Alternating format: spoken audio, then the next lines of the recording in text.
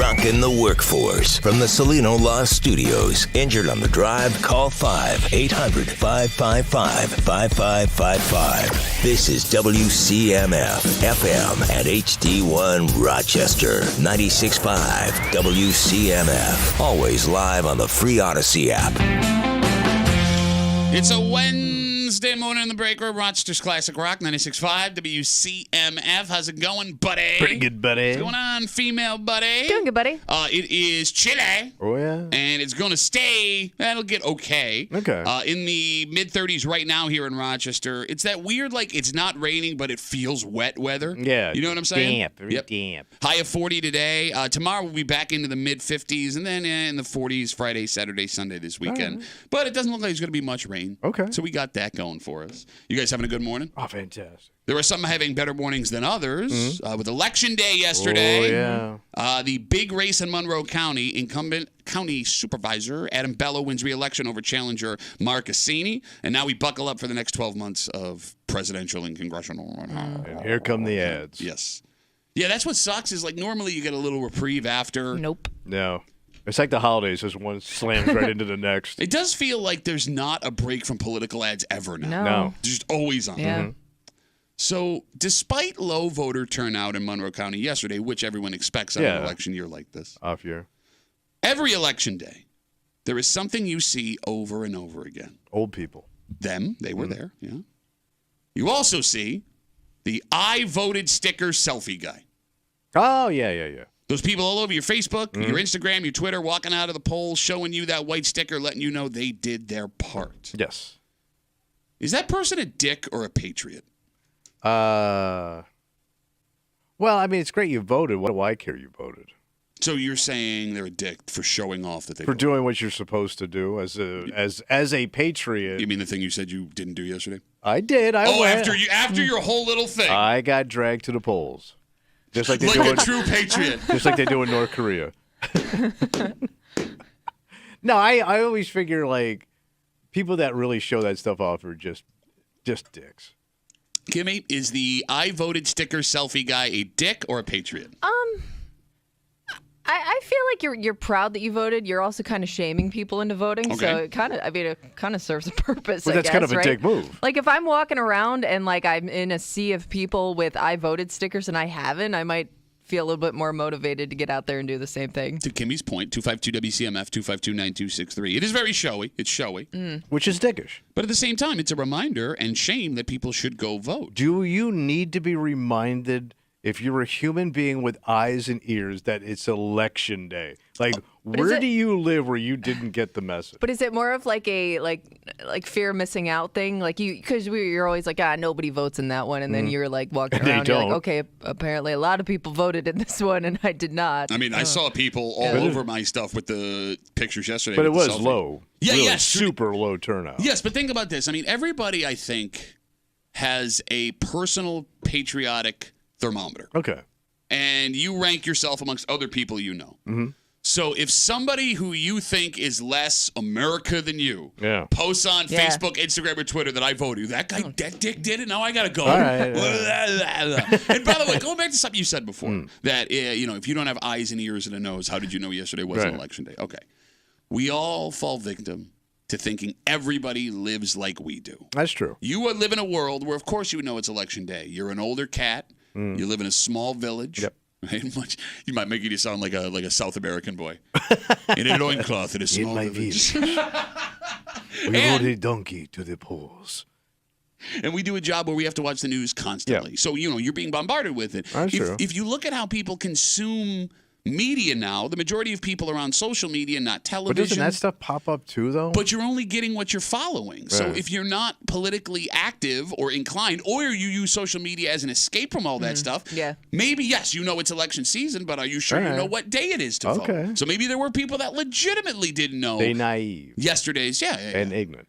I also wonder, like if you log on your social media and you see like a bunch of people who maybe didn't vote the same way you would you be more likely to get out there? I got to cancel out that guy's vote. It's a great I got to question. cancel out that woman's vote. That is a great question.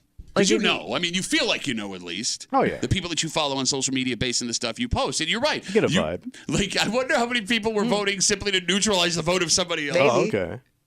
Right? Because, I mean, look, we've talked about this yesterday.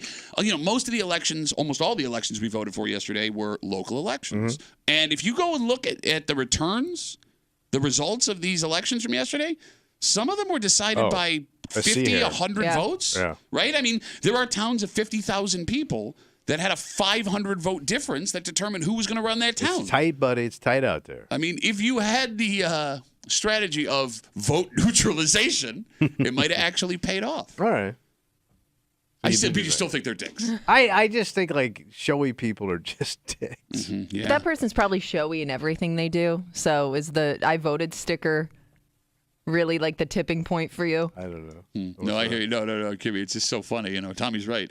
Showy people are dicks. How much were those boots? I don't know. How much are boots? Zip up Beatle-ass boots.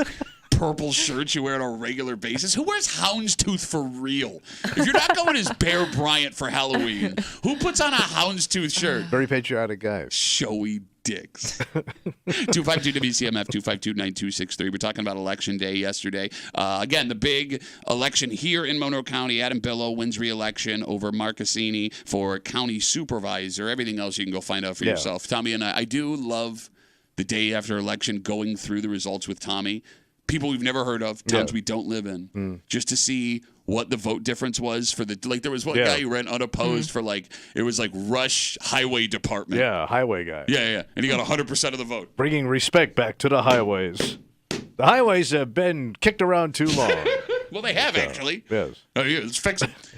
You say that taking a picture of your I voted sticker is being a showy dick. Yes. You just want to show off. Mm-hmm. Is showing off doing your American duty a bad thing? Like when you see soldiers march in parades, veterans parades. But they earn that. Okay. But like, okay, I'll give you an example. Wait, hold on. You didn't earn being able to take a picture of that sticker. You went and you voted. I understand that going off to war and voting are not the same thing. A little bit different. You did your duty to earn that sticker. I can't wear these shoes to war.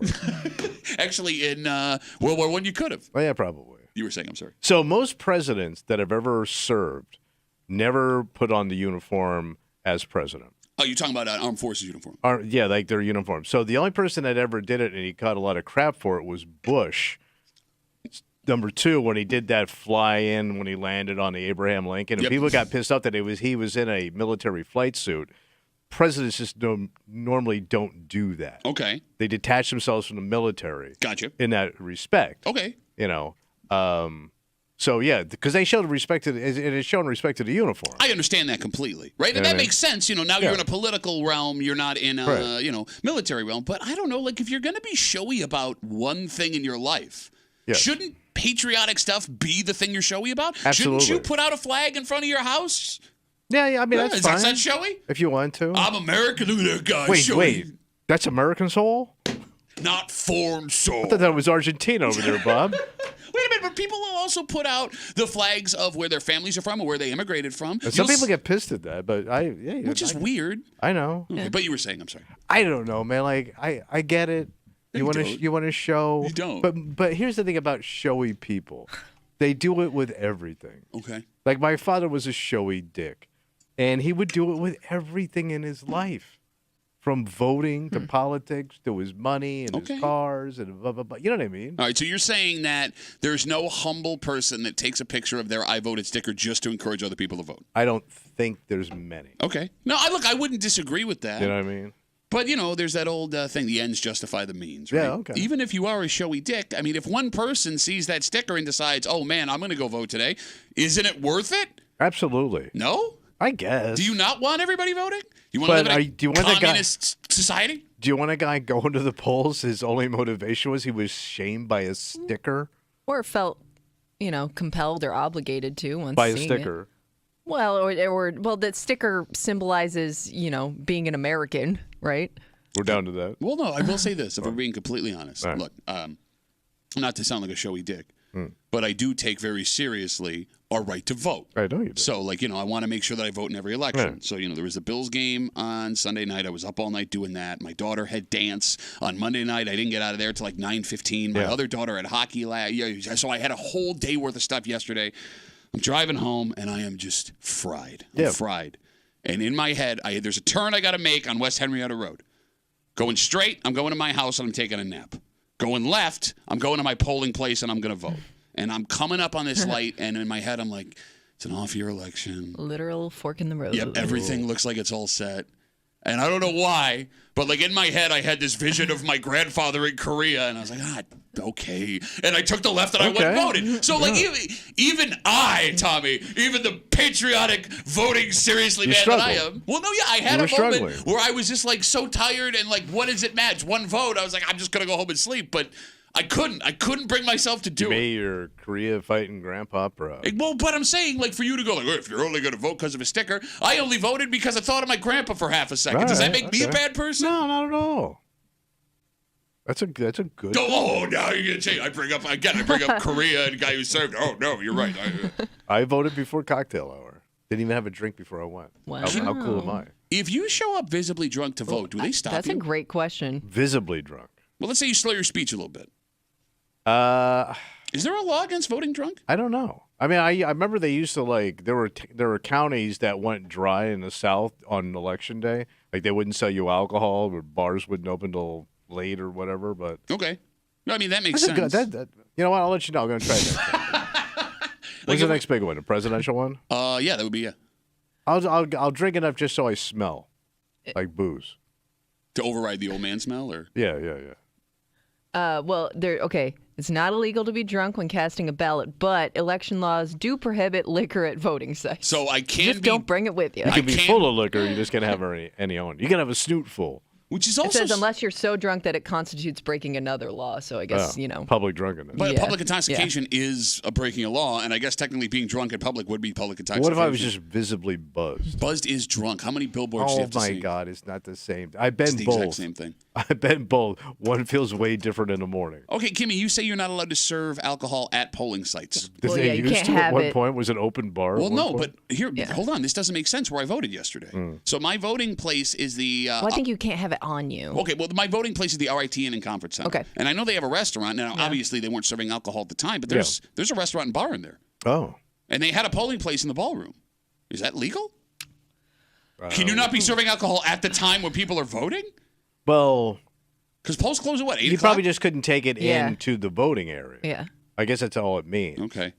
Like into that room, you can't go walking in with a beer stein. All right, but how about this? Right. So they have the signs right at the entrance of the hotel, like the parking lot, no campaigning from this point on. All right. So that's where it seems the polling place starts. Okay. All right. You know what I'm saying? There's not like but a sign. there was alcohol access beyond that point. Well, no, but I'm saying there's a law that you can't hand out stickers at a polling place, right? There's no sign in the middle of the lobby that's like 500 feet from where you're casting a ballot. It was at the parking lot of the thing. So are they not allowed to serve alcohol that day? Probably not. So then why would you not put it in like a public, not a private building? I guess you just go wherever you can. Limited. Yeah, get I don't it know. done. Well, they keep changing my polling place every year. I don't know. It wasn't always that spot. It was like community buildings. It is weird how they keep moving it around. Why? I don't know. Are they following population? Is it? My place is like they're not that far apart from each other, and we keep moving back and forth. They even move where to vote inside the hotel that I vote in. Oh, really? So like 2 years that ago. room 4B. Have you been inside? You've been inside that hotel. The one on RIT? The RIT Inn and Conference Center? Yeah, we used to do events out there. Okay, so it's massive. Yeah. It is massive. There's a back entrance where the ballrooms are, and there's a front entrance where the hotel and restaurant is. So 3 years ago, I pull in the front, you vote in the back. So it's like a 5-minute walk all the way back to, trudge, okay, vote. So last year, I park in the back, I walk in, they put the polling place in the restaurant. So I walk into the restaurant. Yesterday, here I go. I pull in, I see the signs in the front, ready to roll, park in the front. They put it in the ballroom in the back again. Oh, so you used to have the chocolate ball. Yes. Yes. Such an old man stare. Remember when our chocolate ball was back there? I've been to some weird events at that place. Costume parties. Yeah. We did a sex thing one year. Yep. Oh. Yes, you did. Yeah. Yes, you did. I feel like calling it a sex thing leaves it wide open to interpretation. And it did. You want no more details. Okay. Yeah. You want no more details. It was everybody you would never want to have sex with at an event. We have a dynamite. Tommy says, don't take a picture of your I voted sticker. Cut a break for you this morning here on CMF. It's Wednesday. You know what that means. We're going to get our hate on. That's right. You would think picking up a total stranger who is most likely drunk an hour away from your home who asks for a ride back to your city would be a terrible idea. Yeah, it doesn't sound good. Right? Okay, and that's the discussion we had for like 25 minutes 2 weeks ago when a situation popped up. But according to this woman who wrote us, we are all the worst people that ever existed. And this is coming from a woman. A woman! Thank you! That's strange. Thank you! We'll get into that just after 8 o'clock and a whole bunch more this morning. But first, Tommy. Yeah. This woman is playing a chess game that is going to make her rich beyond her wildest dreams for the rest of her life. And not only that, she will be carrying the names at different points of two of the biggest basketball stars in NBA history. Who's this chick? She is a woman who is not only ruining the life of her ex-husband by doing what she's doing publicly, she may also be ruining the life of his former teammate based on who she's about to marry and the details she leaked earlier this week. So she's spilling. She's spilling, bro. Damn. And we'll get into it next to the break room. 96.5 WCMF.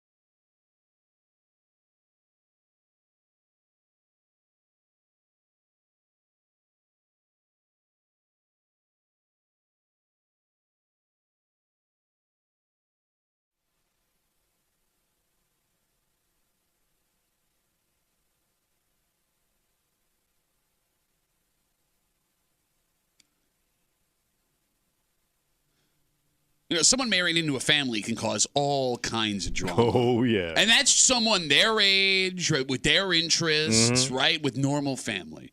This story is not that. All right. And the more time goes on, the worse it gets for everyone involved except for the two people in love. Oh. You're hanging out in the break room, Rochester's Classic Rock 96.5, WCMF. You don't want to miss Bruce Springsteen and the E Street Band, their rescheduled show. Big show, buddy. Come to the JMA Wireless Dome Thursday, April 18th. Tickets go on sale Friday, 10 a.m., Ticketmaster.com, so you want to grab that. Just after 6:40, 6:45, have a plan, work your plan. Oh, yeah. And this man accused of a crime had a plan. Okay. He worked the plan, but And? it seems he did not work out enough to make the plan work.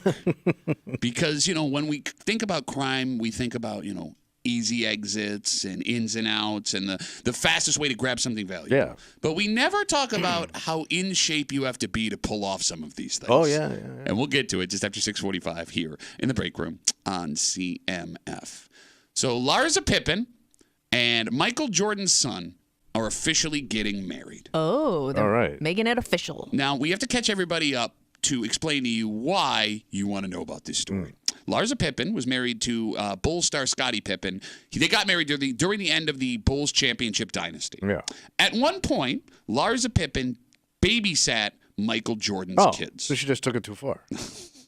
After a very public and messy divorce, Larsa Pippen started dating much younger men in the public eye. All right. Several of them. So she was a cougar. Oh, yeah. She dated several NBA players, which got uncomfortable because Scottie Pippen's son, while his stepmom was dating NBA players, also playing in the NBA. Oh. Is that his stepmom or his mom? I thought it was his stepmom. You want to you look could it be. up? You could be right. I'm not sure. Because I don't think the timeline would work out. Oh, if it was his mom, it'd be close. I could be wrong. So Scottie Pippen's been married a couple times. I don't know if he was married. I don't know what the situation is. I thought it was stepmom. Could be mom. Kimmy is on it right now. But the bottom line is this. Whether it was his mother, whether it was his stepmother, Scottie Pippen had a couple of instances where he was in the crowd watching his son play against guys that his ex-wife was having sex with at the time. Yes, that's her son. That's her actual son. Yep. Wow. So she was dating guys playing against her son in the NBA. How do you avoid that trash talk? I don't know, man. Your mom? No, Yeah, really. I that's had your it. mom. It was your mom last night. No, really.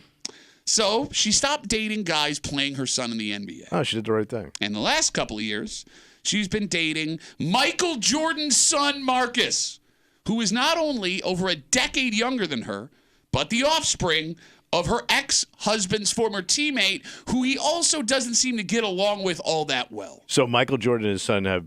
No. Scottie Pippen and Michael Jordan don't get along all that well. Oh, okay. I mean, you They saw... don't seem hanging out all that often. Yeah. So, like, Tommy obsessed over that Michael Jordan documentary. Yeah, it was 10 episodes. And if you watched it, you saw the tension that clearly still exists between Michael Jordan and Scottie Pippen. Well, he kind of blames Pippen for them not having that 7th championship. And Pippen is upset with Jordan because he never got the money he thought he deserved in Chicago. So, tension there is rough. Okay. And then, when your ex-wife gets engaged to that man's son, I can't imagine it makes things easier. No. Like, what do you say at the championship reunions to each other? Do you go?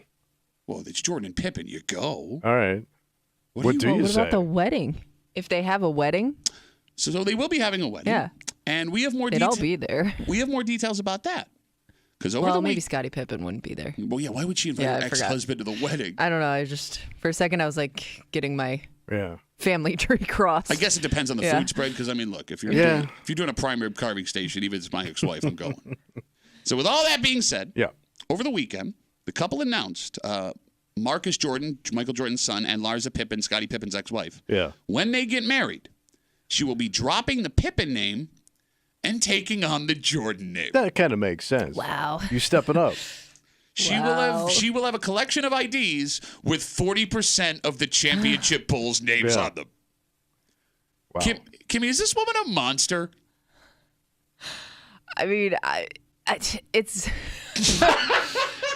it's just an overall strange situation.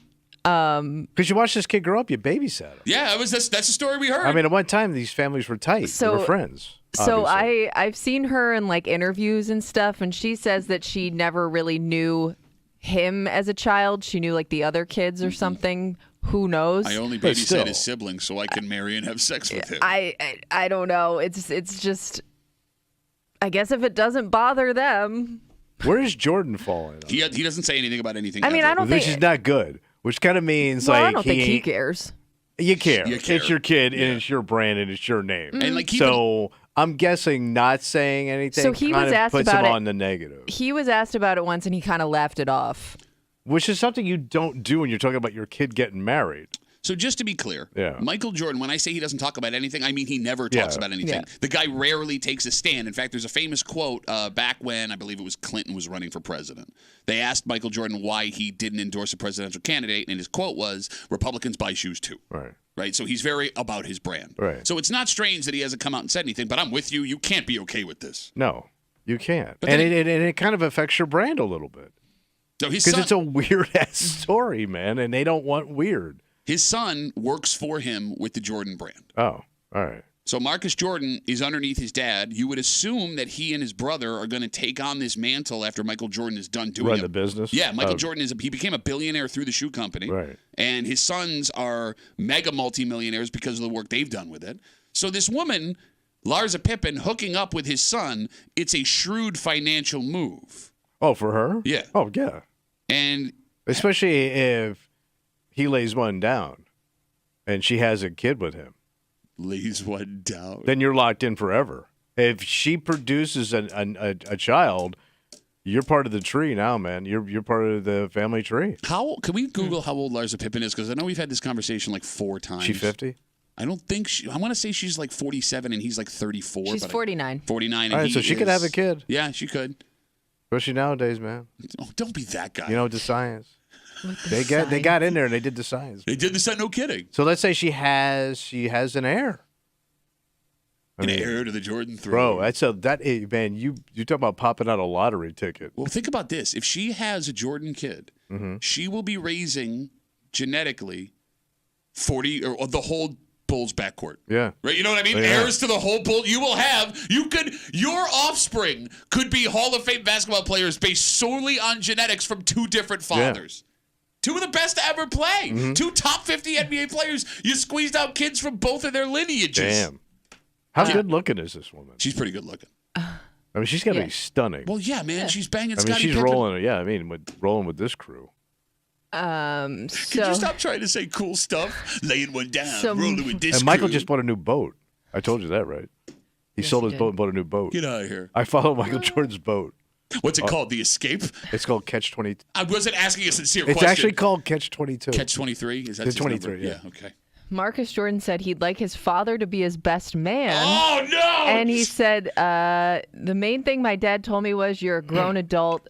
He said, ultimately, as long as I'm happy, he's happy. He never intervened in my dating life. You're really pushing that envelope, though, bro. But I can respect that from Jordan. I know, but, man, you're really running with it. Like, you're going to take that quote to the edge. But here's the thing in all reality, right? Again, we're talking about Larsa Pippen. She's the ex-wife of Scottie Pippen. She is engaged to be married to Michael Jordan's son. Before she did that, she was dating very publicly much younger professional basketball players, which was awkward because her son, we find out, biological son, was also playing in the NBA against guys that she was having sex with. And her ex-husband, Scottie, was in the crowd watching his son play against guys who were at that moment having sex with, well, not at that moment. You know, she's not like, at the 3-point line, bent over. But, I mean, credit to Jordan, Michael Jordan. Yeah. His son, this ain't a 17-year-old kid. I mean, the kid's in his mid-30s. Right. Yeah. He's a grown-ass man. Yeah. Right? I mean, what else as a father do you say? There's nothing else you do. You just got to grit your teeth and just live with it. It is strange, however, just to take it from another standpoint. Let's use Mick Jagger for an example. Okay, so Mick Jagger, every couple of years, knocks up somebody that's 50 years younger than him. And it's like he finds a new ballerina. Yeah, exactly. It's a pattern. Like he has, 1 billion kids, and he seems to be a caring father, at least according to his Instagram posts. And we all have a laugh every time this happens about how gross it is, and then we move on. But every guy that calls in is like, high five, yeah. You were upset that Kimmy's dad. Kimmy said her dad wouldn't be excited if she had a baby with Mick Jagger. Right. Okay. Right. What's the difference? I guess it kind of fits Keith's lifestyle. I mean, Mick's rock and roll lifestyle. Okay. Where, you kind of knew Mick and Keith and that whole 70s rock lifestyle it kind of fit the image. I hear you. And to your point, like Jordan, much like Tiger Woods, tried to put on this front that they were these big corporate entities that didn't make any mistakes. And how'd that work out? It didn't. But it got exposed, I guess, because like you kind of used to Mick. I wasn't used to Michael or Tiger. Okay, but see, like this, I bought the jive. But Michael has nothing to do with this. It's all kind of does. It's his son. But it's your name is so. Yeah. You can't. But he has you can't multiple disenfranchise yourself when you're the biggest name in sports. I understand that point. I guess the angle I mean is not from Michael Jordan's point of view. I say, nobody criticizes Mick. We laugh about it. But folks are willing to criticize Larsa Pippen for this. What's the difference? Yeah. I think she's going to face the most criticism. I don't even know how much it's going to affect Michael Jordan in the long run. Yeah, I mean, it's awkward for him. I guess I don't see much of a difference between what Mick probably does isn't. and Technically, you're right. And then this, we go, oh, that's mine. Because, I mean, look, even Kimmy, when I ask her, is this woman a monster? She gives me But to your point, if this was about, all right, so let's say this story was about some NASCAR icons. Okay. What would we be saying right now? Well, Man, look at this trailer trash hillbilly crap they got going on. You're right. Same story. You're right. Different sport. Also, all of them multi-millionaires at the top of their game. We would be calling them Southern trash. Well, hold on. There might actually be a more appropriate tie here, and it's even with the Stones. Wait, NASCAR showed up? No, with the Stones. Didn't Yes. Bill Wyman marry his son's ex-wife, and his son married his ex-wife? No. Yeah, there was something. Yeah, they crossed. Yeah, they crossed right. streams. Wow, they crossed X's? Yeah. Yes. No, I mean, if you Google the story, I think it's there. Yeah. That's way weirder than this. Oh, yeah. And everyone was like, oh, man, rock and roll lifestyle. But if that was about Skinnerd, you're yeah, right. man, that's so typical Jacksonville, man. That's how they do in Jacksonville. No, that does sound like a Dickie Betts story. Yes. You're not wrong about that. Yeah. All right, so I guess the moral of the story is We're all in the same boat. with our exes and cousins and all that stuff. All right, let's take a break. This man thought he had a good plan.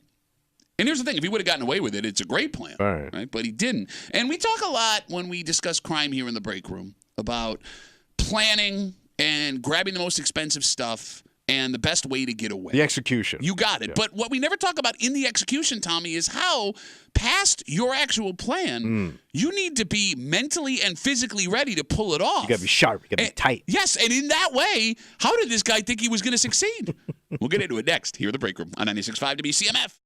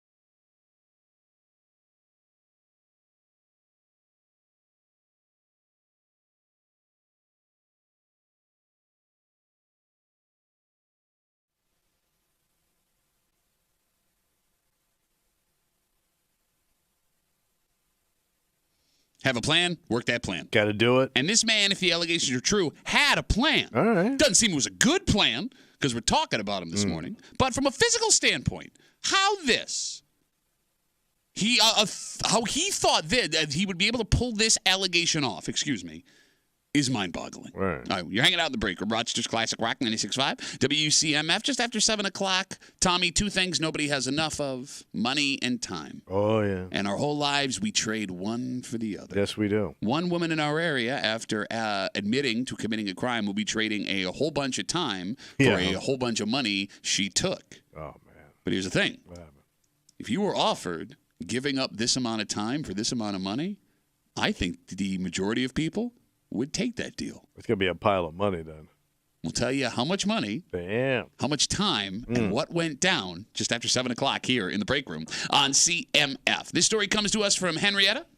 3 a.m.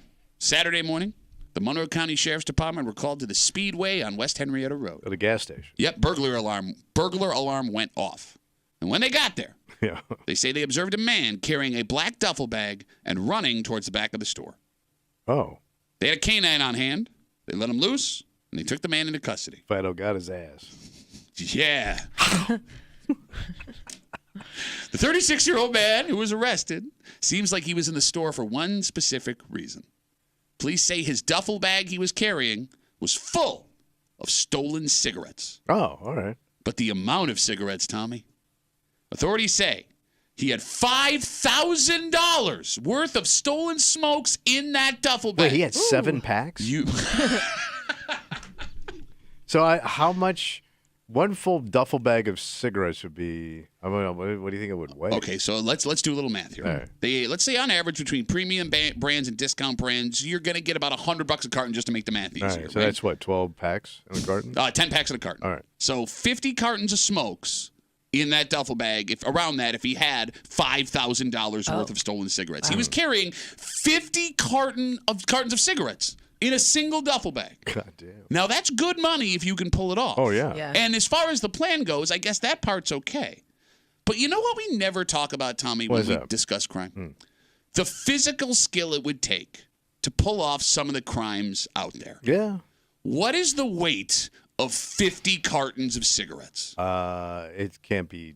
I mean, it can't be too heavy. You're right, but it can't be light. No, yeah, and it's got to be bulk. Yeah, it's got to be awkward to carry. Right. That's the problem. And you got to remember, you always live with your knees, not your back. Even if the weight is manageable, which it may be. You got to move quick here. Yeah, you can't be like hauling it around and you can't damage time. them. Exactly. I mean, you can damage a couple. You got $5,000 worth.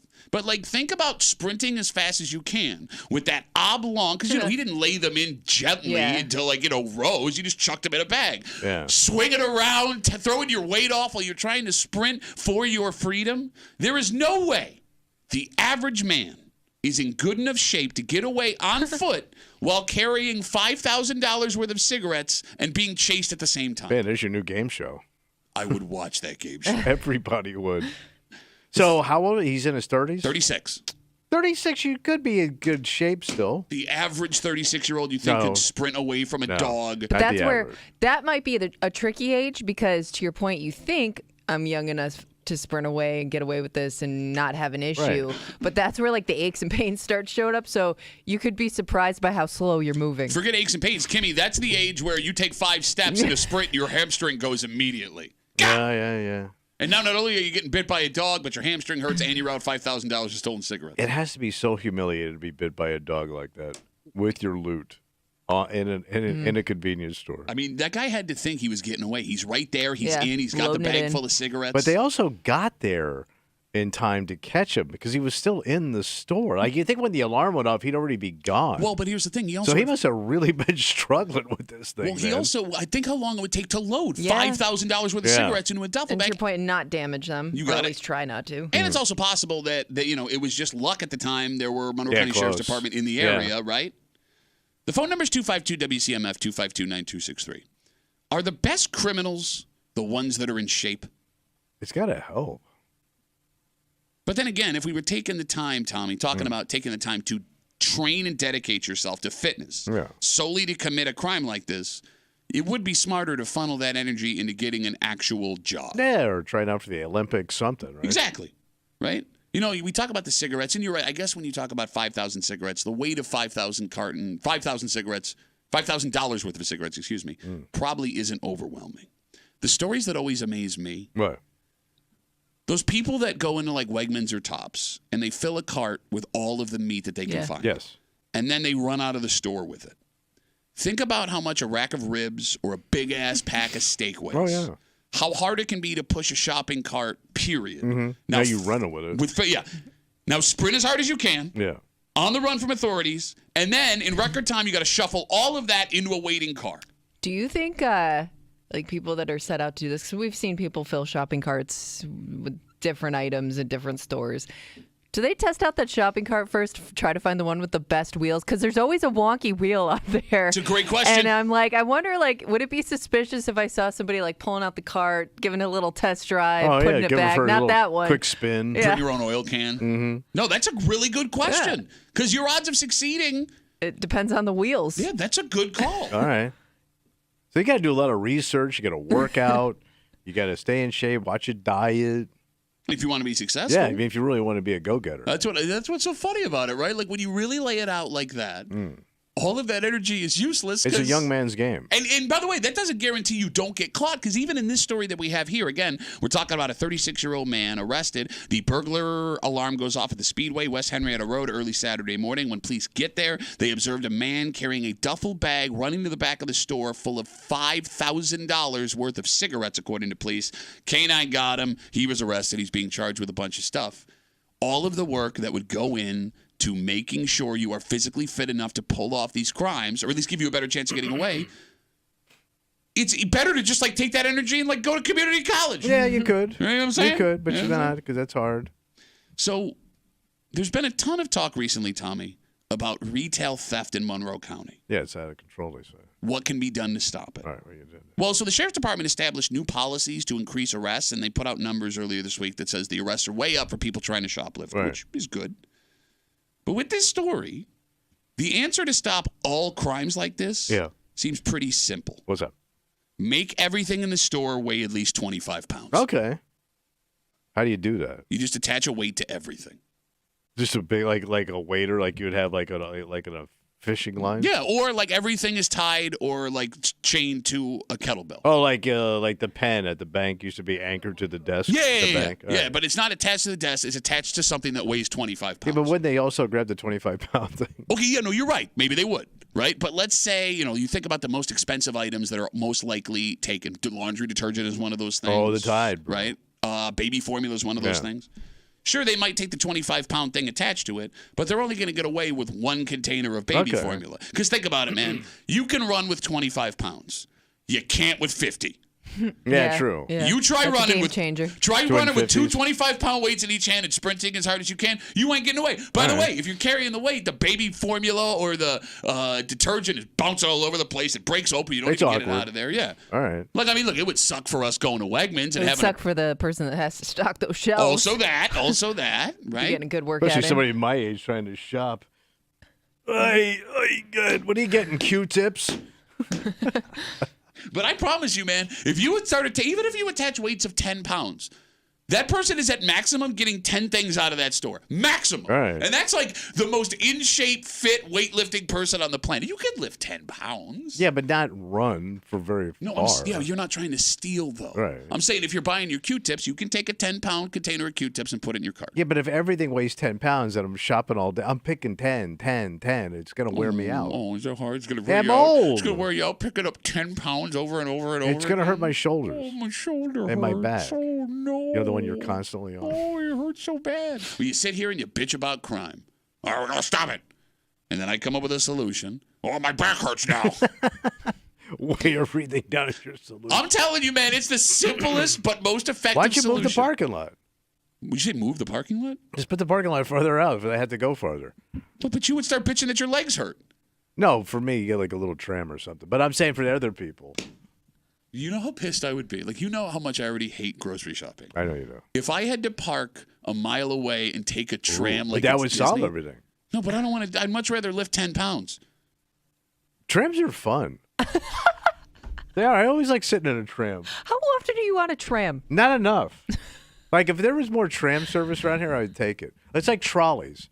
I like sitting in a trolley or a tram. You wouldn't want to do that? No. Well, you're Actually, young. that does sound kind of nice. What are you talking about? Isn't it kind of cool? Yeah, you don't have to worry about traffic. Like when you're in a big city, you're walking around, here comes a trolley going by. Hey, look at those bastards in your electric trolley. We have that. It's called the bus that you crap on every day. That's not a trolley. It's a trolley that goes everywhere. No, that's a stank-ass crusty bus. What's I ain't going on crusty city bus. There is... Smooth Toronto tram. No. Matter of fact, doesn't Buffalo have that little tram? Yeah, it goes for like 2 miles. Goes in a straight line. through the Coolest city. 2 miles in Buffalo. Okay, you're an idiot. All right, look at me. But you don't appreciate light transportation. That's your problem. Shut up! Is that a thing you just said on a radio show in 2023? You do not appreciate light transportation or scenic transportation. Okay.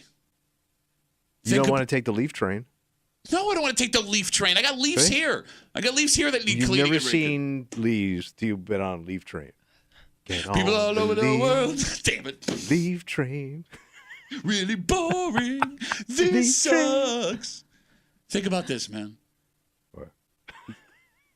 So, like, if we do the weight idea, which is a way better idea. Weigh everything down. They detach the weights when you buy them. Yeah. Right, so at the counter. Yeah, and then so when I bring it out to my car, easy peasy, no problem. If I got to take a tram, I got to shop for my entire family for a week. By the way, tram only comes around every 5 minutes. I would be losing So you my have to mind. wait. Okay, so I'm waiting with, let's say, $300 worth of groceries for my entire family, which weigh a ton. I got to find space on the tram for all those groceries. I got to transport them from the cart onto the tram, from the tram off the tram. That's going to take forever for the tram to get going and moving. Get out of my face with a tram. You know Wegmans will have that tram down. Smooth. Oh, you got to have someone carry my stuff for me, too? Oh, they might. You know, Wegmans thinks of everything. They do their research. Yeah, which is why they don't have a tram. We got Facebook messages coming in. You can always get us at WCMF for the Break Room Facebook page. This comes in from Rick. Rick says, I got an idea to stop crime. Charge them and make them stop stealing. Oh, Wait. What? Charge? Oh. Charge them. Oh, arrest them. Yeah, that would be. All right. So Rick's on the case. Okay. He doesn't like the weights of the tram idea. He wants some charge with criminal stuff, like this man was in the story we discussed. I wonder what stolen cigarettes go for now, because cigarette prices are insane. They're like $12 a pack for premium packs. So let's say you could get half price. Can you just move them for $6 a pack? I wonder if you could get them higher than half price because they're so expensive. I mean, you can go to the reservation and get discounted cigarettes. But you don't get Marlboro. No, you get Spirit or But Marlboro, Signal. Is Marlboro like the top shelf of cigarette? The box, the Marlboro box. I mean, that Camel, I would think, Newport, depending on what your brand is. Newport. I mean, yeah, there's like 5. So let's say I got nothing but Marlboro. Marlboro. I'm in Marlboro country. Can I get $10 a pack? I don't know. It seems high. Yeah. $8.50. Would you go $8.50? I would go if I was still smoking. I would go $8.50. Like $85 for a carton. That's a ton of money you're making. Cash. Yeah, but under the tea? you got to move it fast. So you're probably right, half price. All right. But still, that's $2,500.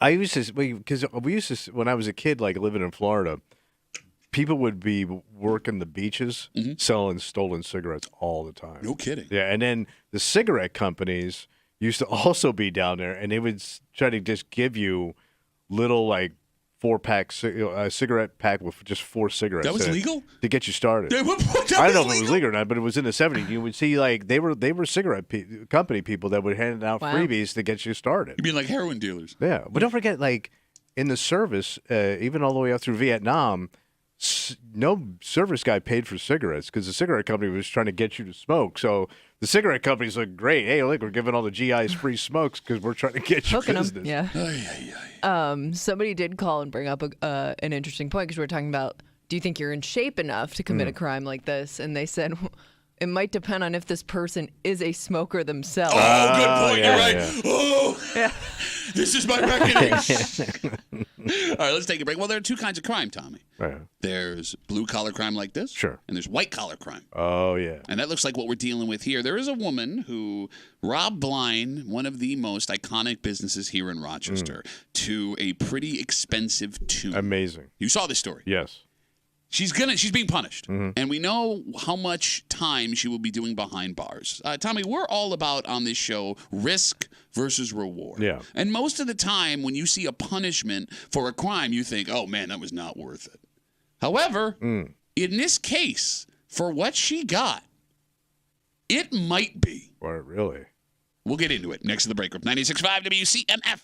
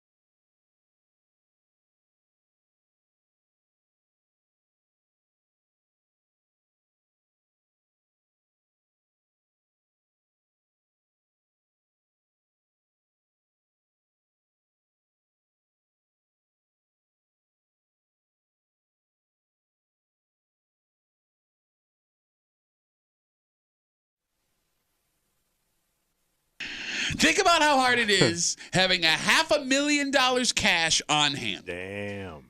In your account, ready to spend. Tell me, 90% of humans will never know that feeling. No, and this is under the T. No tax. You got it. Oh, man. It's something one woman from our area had. Yeah. Although now she's going to pay for it.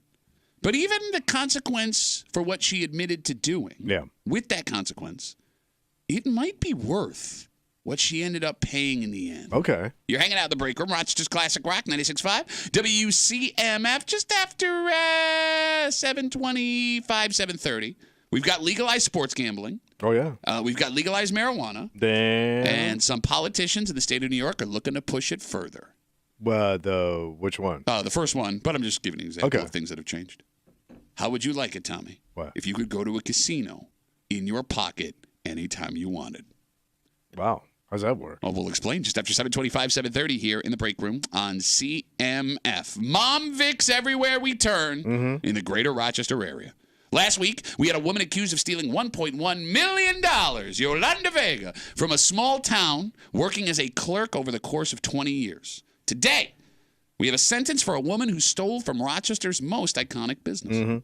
48-year-old Alicia Torres stole almost $580,000 from Wegmans while working for the company. Story on News 8 said it happened over the course of about 9 years, and yesterday she was sentenced for her crime. All right. This woman, after stealing $580,000, just over, was sentenced to 1 year in jail, and she has to pay restitution for the money she took. Okay. Kimmy, $500,000, 1 year in jail. Does the punishment fit the crime? I guess she's doing some jail time. She's got to pay a lot of it back. So it's okay. I would have thought that would have come with more jail time. So you're not happy with the punishment? No, I'm content with the punishment. Content is not happy, Kimmy. Because I guess what's the difference between 1 year in jail or 3? I think content was half the law. It is, but I don't know if that's gonna. I don't know. Said she probably won't do a full year. Right. I mean, that's usually Right. Tommy, $500,000, 1 year in jail. Are you okay with this? Sign me up. All right, pause. Don't get ahead of me here. I'm shocked. That it's that low. Oh, yeah. Okay. So she was scamming the company on returns and gift cards, according to the story. And authorities say she also tricked other employees into signing off on things to get what she wanted within the pharmacy department. Oh. So, man. Not drugs, I mean money. Oh. Folks, I'm sure, that worked at Wegmans that were no part of this were getting dragged into the investigation, which makes it worse. Yeah. And what's interesting about this, to what Tommy just alluded to, we are a big risk versus reward show. And here, despite this obviously being a crime, the risk versus reward is hard to figure out. Because on one hand, how many people come across an extra $500,000 in their life? In theory, she could have saved all that money up and held on to it. If you made an average American salary of just under $60,000 a year with no taxes and not spending a dime, it would still take you a decade to make what she stole. And that's if you don't do anything. You got it. So I know she's paying restitution here, so it's not a totally equal question. But Tommy, with what we have in front of us, I ask you this. Would you trade a year in jail right now for $500,000? Oh, hell yes, man. You don't even want to think about it? No. What jail am I going to? Am I going to, like, BF jail or, like, soft jail? What is both? Well, yeah, they can't be F because they're soft in soft jail. Right, yeah. No, I mean, there's, jail. like, hard-ass jail. Yeah, it's and jail. And then there's, like, no, but there's the levels of jail. You're going to Attica. Oh, that's BF jail. It is BF jail. You didn't sound disappointed. You said, ooh. I took BF jail. Ooh, I'm going to BF jail, boys. I'll see you in a year. I took a, I went there one time. Yeah, no, I remember. Just to see a buddy. You came back limping. Attica's scary, man. Would you do a year in Attica for $500,000? Is $500,000 enough to have like that much fun with? Where it'd be worth it? Are we talking about the time in prison or when he gets out? I would have to say if it's Attica, I'm taking a pass. So you're not $500,000. You wouldn't take $500,000 for Attica. Attica is the scariest building I've ever been in. Okay. And just driving up to it, it looks like you can't mistake that for anything but a goddamn old school prison. I love how you, in your head, like in this fan, of course I'll go to a country club prison where I get to play tennis for $500,000. No, but you remember I did a couple of prisons when I was doing stand-up. And that's how good his career was going. It was going bad. By the way, they were locked in. He still walked 4 people. But they were minimum security ones. Okay. And they didn't look that bad. From what you could see. Well, I was in the cafeteria. Well, it wasn't that bad until the entertainment showed up that night. And the food looked pretty good. Yeah, you wouldn't be able to eat. I would think just the fact that you can't eat your normal fennel every day would be enough for you to say, no, jail's not for me, thanks. If you play the cards right, they'll smuggle in some fennel. Okay. Yeah. No, I would say if it's Attica, I'm out. So you're out. Yeah. Kimmy? No, I'm terrified of jail. Really? Yeah, Yes. but they got girl jail. No, I'm scared. It's pillow fights and beauty pageants. And you do each other's hair on Saturday. Porn jail is not real jail. It's called canned heat. I'm out. Or nope. caged beauties. Not also enough. Like, there is no amount of money where I would do jail time for. For a year? No. You already got the hair for it. Have you seen what you look like this morning? I look pretty good. Okay. Do you? I look pretty good. Phone number is 252-WCMF, 252-9263. Would you trade a year in jail right now for $500,000?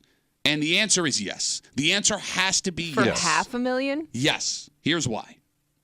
Think about all of the things you could do with $500,000. But this is over a course of how many years? Let's say they'll cut you a check right now. Now, here's the thing. In theory, she could have held. Now, again, it's not an exact side-by-side with what this woman did, but it's an interesting experiment in how we think here. I mean, the temptation would have to outweigh jail time if you know you could grab a $500,000. And the flaw in this exercise, even with this story, Tommy, is you're not sure how much time you're going to get until after it's done. You don't know. Again. But let's say there was just something that showed up here. $500,000 for a year in jail. And the phone number is 252-WCMF. I see you guys calling. Think about the memories you could make with that $500,000 to justify a year in jail. Partying. Trips that create a lifetime of memories, luxurious things for you and your family. You could provide opportunities for the people you care about. You could also get out of a lot of stuff that you've already committed to. Okay. No, but I'm serious. Let's say get a divorce, you're saying. A divorce, you could just disappear, man. Okay. And let's because not everybody's in an ideal situation right now, right? No, you're absolutely right. But Tommy, that's not even considering if you were smart with that money, how it could change your life. With $500,000, you could easily start a business. You could pay for a home that you'd have forever with straight cash. Yep. You could pay for college for your kids. You could cover medical bills, insurance, cash for a decade in case you lose your job. It might be stupid not to trade $500,000 for a year in jail. Okay. And I am not financial security. I'm not selling short how terrifying jail would be. But that's 12 months of your life for potential financial security for the next decade. Yeah. If you're smart, if not the greatest year of your life. Okay, so here's so let's say you take the deal. Okay. You get $500,000, and then you only got to do a year in jail. Okay. But your first day in jail, when you're in general population, they announce you as, hey, here's the guy that has $500,000, fellas. But let's say hello to $500,000,000 guy. But they don't let me walk around with $500,000 cash in a wallet in the prison. No, but all those guys know you got it. Okay. Yeah, you don't want. No, you walk up to the biggest, strongest, scariest guy. You punch him right in the face. Is that what you do? And then when he's done beating you up, you're in the hospital for a while. Okay. And you get to avoid all people. Right. No, I'm not saying it's ideal. No. Right? Well, there is no ideal deal. Well, you're right. Ideal deal. But there isn't. There's always a catch. But think about the work. Because you'll never have that money. Exactly. And even if you had it, think about the work you would have to put in to get that $500,000. Exactly. You're going to be old and dead by the time you get that money. 252-WCMF, 252-9263. Talking about this woman. She was convicted, 48-year-old woman, of stealing just under $580,000 from Wegmans over the course of about 9 years. She was sentenced yesterday to 1 year in jail and paying restitution. And all of us were shocked. Yes. Now, granted, she's paying restitution, that she only got a year for stealing over $500,000 That's insane. from Wegmans. But take the restitution out of it. Would you trade $500,000? Would you accept $500,000 if you had to spend a year in jail for it? Let's talk to Ben. Hey, Ben, what's going on, buddy? Not too much, not too much. I work in the jail. I say I would do this in a second. I don't know about the morality of doing the crime. Well, obviously. But $500,000 or a year in jail? Yeah, I'm taking it. Okay, so you work in jail. You've seen things that we have never seen. Those things haven't scared you enough not to take the $500,000. Well, first of all, you guys are talking about Attica. If you're doing a year, that's a county bullet. That's 10 months. You would do it in jail, not in prison. Okay, let's just say hypothetically. Look, I understand the thing. I'm saying in this deal, Ben, you're going to Attica. You're going to Attica for a year. You're not going to do the 10 months. You're doing Attica. Going to the big house. But you get $500,000. Oh, not so brave anymore, are you, Ben? You change the dynamic. Also, the food is you. It's on you. You got to have your commissary because the food is awful. I got $500,000. I'm more worried about my butt than my food intake. So, all right. I can't speak to prison, but I can say I would. Sometimes I feel like I would pay to go and do a week. I got a 4-year-old, a wife with a honey-do list. I'm like, listen. Give me the 3 hots and a cot. All right. You would take a stretch over your family. You've made this argument before on the show, Tommy. All right, so Ben, because you never gave us an answer, Attica for a year for $500,000, would you do it? Oh, gosh. You know the system. No. So he knows the system and wouldn't do it. I'm not doing it. All right, maybe that's making me move my thought here. Ben, thanks for the call, buddy. Have a good rest of the day. Yeah, I want nothing to do with that place. $500,000, bro. You've got to ask. You're probably your own man. You got to ask yourself. Catalana prison. Catalana prison. Well, I wouldn't do a year in Catalana prison. No. If everybody was Catalana inside prison, you'd keep your $500,000. You were saying, I'm sorry. Your old man's probably been to Attica to drop people off. No, I don't think so. No. They wouldn't let him deal with prisoners. Half of them's our family. Well, for reunions and stuff with the shirts. I don't like. Even the idea in this story, and I see you guys on hold, we'll get to you. What's up? Even the idea of paying restitution, this woman is silly. Because this woman is 48. Let's say she does the whole year. She'll be 49 when she gets out. Yeah, how does she get making the bank to give it back? So in reality, she'll have 20 years to support herself. Oh, does she have to liquidate, sell her house and that's possible. Insurance and whatever she has? Like she has to liquidate her life? I don't know. But there's also rules that say, they can garnish a certain amount of your wages. Now, keep in mind. Yeah, that's like child support. No, with the restitution also. Oh, really? Yeah. All right. So let's say, by the way, it's going to be harder for her to get a job when she gets out because she's got this on her record. Yeah. So let's say she gives up $30,000 a year, which is a ridiculous amount and probably way too high. Yeah. But even at $30,000 a year to pay restitution, that would be about 20 years of paying that money back. Yeah, and she's in her 40s. Yeah, so that would bring her right up to 70. Yeah. This ain't happening. No. There's no way unless she has something that's worth Money $500,000, which is stupid because why'd you steal the $500,000 in the first place? Well, like I said, she has to sell her house. Yeah. If she's got, investments, like she's got a 401k, something like that, maybe she's got to get rid of all that stuff. Okay, possibly. And if she's got an old man, he may have to cough it up too. We don't know if there's things that they bought with that money that they'd give back to put towards that. Good call. 252 WCMF. The question with this story, 48-year-old woman about to do a year in jail and pay restitution for stealing over $500,000 from Wegmans. Would you trade 1 year in Attica for a $500,000 check? Let's talk to Jeremy. Hey, Jeremy, what's up, buddy? Catalana jail. Hasn't Jenna Cottrell been there? Ask her. Every car ride with that poor girl. Go ahead, Jeremy. I'm sorry. Can you imagine? Oh, dear Lord. I don't know this woman. I don't know anything other than what I've read in the news, and I'm reading the article this morning about it. It doesn't really say that she has to pay restitution. Yeah, it looks like she's only doing the year in prison. So I got the story, I believe. Let me pull it up. I think it was News 8 yesterday, but keep talking on your point. I saw that there was restitution in the story. Too. Okay, understood. I'm just looking at the latest thing from the DNC this morning. I wonder if this woman actually sort of did the calculation over the time that she was committing these crimes, because if we were to believe her, she's doing it because of her son. She had difficulty when the son was born, didn't have enough money, and it sounds like she's basically just filling prescriptions for him, sort of stealing. So I don't know. Parents, they say parents will do anything for their kids. Sure. So I mean, Jeremy, maybe for her, the risk was she knew some kind of risks here, or knew that if she was caught, that I don't know what I'm trying to say. No, I get where you're coming from. And if you read the story in the Democrat and Chronicle this morning, look, I didn't want to get into that because there are so many layers to this thing. You're saying motivation behind it. But here's the thing, Jeremy, and we've seen this with other people that have been convicted. Like you said, I don't know this woman at all. Yeah. But it's also a lot easier to make an excuse after you've been caught when you're doing this for 9 straight years and dragging other people into it that I'm sure. Of course. You know what I'm saying? Yeah. Exactly. Of course, yes.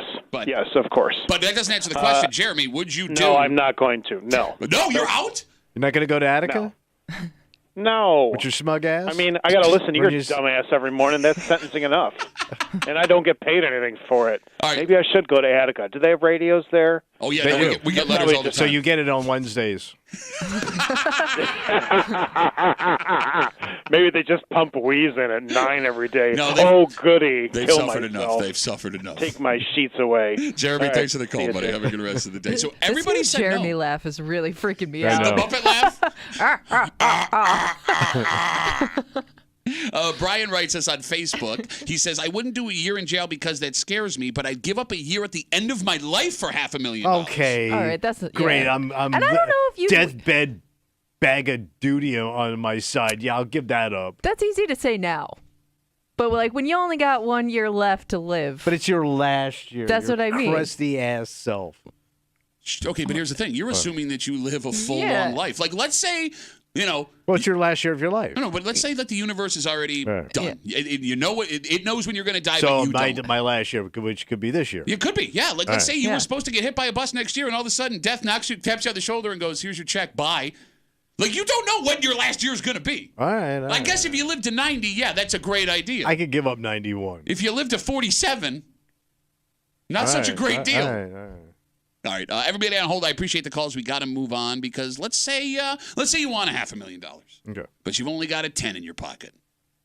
A 10 spot. Well, bro, all you need is $1 and a dream. Oh yeah. In some places to make things work, and the New York State has the lottery, right? And we know people that have hit. No, that's true. You know a man that's hit multiple times, even though you hate the lottery. No, 2 guys. No big deal. We now have legalized sports gambling right on our phones, right? People have been winning doing that. They've also been losing. Sure. But New York State wants to take it a step further. Which would be what? When you hear what they are proposing, it sounds insane, although there are other states near us that are doing this. Oh. But sometimes, Tommy, there can be a good idea that gets taken too far. Oh, you think this is it? It might be, because the effects it would have negatively, it feels like... Yeah, but you said they're doing it in other states already. Yeah, but does that mean it's a good idea? Are they going in the toilet? I don't know. We'll get into it. Right. Next to the break of 96.5 WCMF.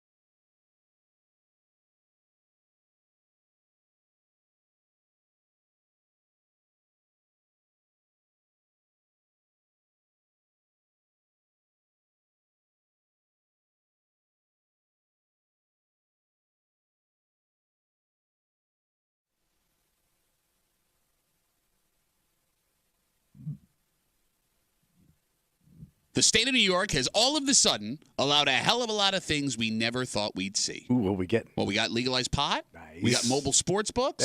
Alcohol to go. Mm-hmm. And there could be something else on the way soon if some lawmakers get their way. And there is an argument to be made for this. There's also an argument to be made against this. But one thing is for sure. If this happens, it will have a major effect on a ton of people and a bunch of businesses. That sounds like a good idea then. Possibly in a negative way here in New York State. You're hanging out in the break room, Rochester's Classic Rock 96.5, WCMF. Get the let out. It's coming to the Vine at Del Lago Resort for 2 nights only, November 17th and 18th. You can head right now to the contest page, WCMF.com. Enter for your chance to win a pair of tickets to see them Friday, November 17th, the 8 p.m. performance. Get the let out at the Vine at Del Lago Resort. Tickets are on sale right now, DelLagoResort.com. Must be 21 or over to attend shows at the Vine. Speaking of casinos. So what's going on? Lawmakers in New York, some of them, want to allow you to gamble on your phone in New York. As a casino on my phone? You got it. Not just the sports book. Just straight up gambling. Phone casino. The machines. Yes, it would be a new form of online gambling, online casino gambling. And it's not just machines. Tommy, you'd get games like blackjack, roulette, things of that nature.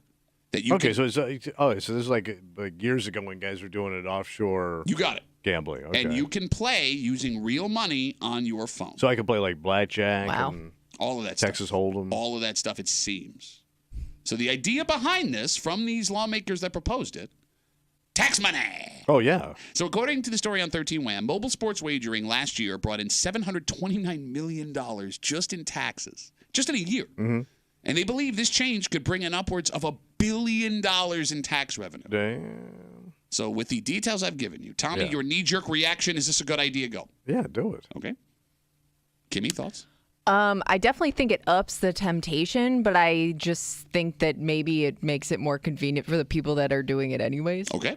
All right, fair enough. Phone number is 252-WCMF. So the big argument from the lawmakers who want this, outside of look at all the tax money we can bring in, other states are already doing it. Okay. Pennsylvania, New Jersey, Connecticut have legal mobile gambling like this already. And the folks that want this say, we're already behind them and we're losing money, which kind of doesn't make sense because you'd have to be in that state to gamble on the app. So it's not like you're like, are people driving over the border to use their cell phone to gamble? So there are a couple of questions I think we have to ask here. Okay. First one is a big one. How does this affect casinos already operating in regular casino? They would have to feel it a little bit. Unless it's their app. Okay. Like if I go into a Del Lago app, well, they're still getting the money. So there was an argument for mobile sports gaming that's how that would work in the first place, and I don't think that's how it played out. Oh, okay. That's what I was going to ask. But I could be wrong. 252-WCMF. So because I thought the sports books, though, were kind of run by the same people, so wouldn't that have also gone towards the in-person, like the Caesar, or I forget what it is, it's Caesars? I don't know who gets a cut. Sports book. I don't know if the actual casinos get a cut of the sports book money on your phone. Yeah. Right. But like when you think about Turning Stone, Del Lago, your Batavia Downs, your Finger Lakes Gaming and Racetrack, to your point, this can't be good for them. No, they would feel it. And I get there is a difference between gambling on your phone and gambling in person. Yeah. But if I'm weighing a 30, 60, 90-minute drive versus getting on my phone, which one do you take? You're going to take the easiest road. But I think the bigger issue here, what? It feels dangerous.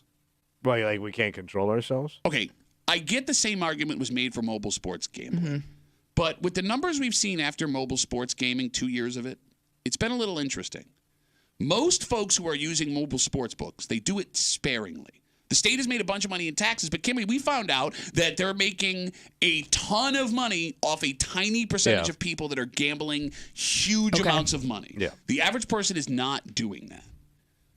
With a casino at your fingertips 24/7, would that still be the case?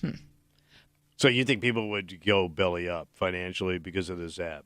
I think that mobile sports gaming has guardrails that we didn't see before it started. For example, I love sports. Yeah. Okay. I know football really well. Yeah. So I feel comfortable wagering on football. I don't know baseball as well. I can't bet hockey, I found out very early. Right? So it's not like I have a constant football game to bet on every single night of the week over and over and over and over and over again. So in that way, as long as I'm not gambling $5,000 every game that I'm watching, I'm not going to go broke. But if I'm someone that likes to play blackjack, if I'm someone that's you go to gambling Jones. Exactly, it's nonstop. But I just don't think you should be protecting people from themselves. Okay. Let them make their decisions. Okay. I mean, I'm for freedom. All of it. All freedom. Prostitution, drugs. You do it at your own discretion. You do it at your own peril. Okay. Like you're responsible for you. You want to sit in your house and have fun, putting whatever you want in your body. That's on you. Okay. You hurt somebody else, that's also on you. Now we're going down a whole other road. No, but I'm for all of it. You want nothing but personal freedom 24/7.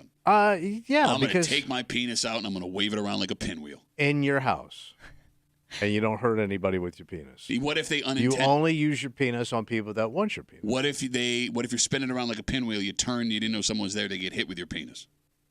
Well, then that's on you. Oh, no, I'm saying now you got a gray area. Grazed by a penis. Both on your penis from the bruise and by a gray penis. Do you feel like, is your argument, the person that maybe goes and gambles occasionally, this may be more tempting for them, they may gamble more? Because I'm thinking like the average person that goes to play card games, once in a while, like they actually enjoy the full experience of it. Yes. And I wonder if this will even be something that they're interested in doing often, Look, that's a great question. The profile of the average gambler. Yeah. Because you're right. There are people that don't play on a regular basis that just like it's entertainment. The fun of the casino. They like to go out and, spend some time. And there are degenerates. There. And see, Kimmy, here's the thing. Tommy, you can back me up on this. In the world of stand-up comedy that Tommy and I lived in for a very long time, there are some gambling degenerates. Oh, yeah. Like massive. To the point where we'd be on road trips with them and they would stop and pull off at slot casinos and we would be there for 5 hours and they would gamble away every dime they made in the 3 days before. Yeah. And that's the person that pops in my head when I think about something like this, because that guy needed to come across a slot casino. Sure. If it's in his pocket. Yeah. But I always figured degenerates are always going to find the rope to hang themselves. Okay. No matter what you do. Where it is. They'll find it. And yeah, this is a little bit easier, but those people, you can't protect them from themselves. Okay. They're going to find something. Okay. So you want no seatbelts either? If you don't, I mean, I wear one, but if I'm not a seatbelt enforcer in my car. Like I've been in cars where, well, I'm not. Oh, you haven't put your seatbelt on yet.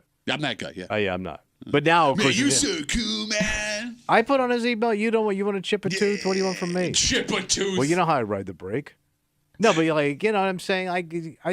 I'm for getting off of people's asses. Man. I think it would reduce the temperature of the entire country if we got off of everybody's ass. I hear you, man. A bunch of coked up broke gamblers. That would definitely reduce the temperature. It would be like Miami in the 80s. Nothing but a party. Yeah, no, man. Nothing bad ever happened there.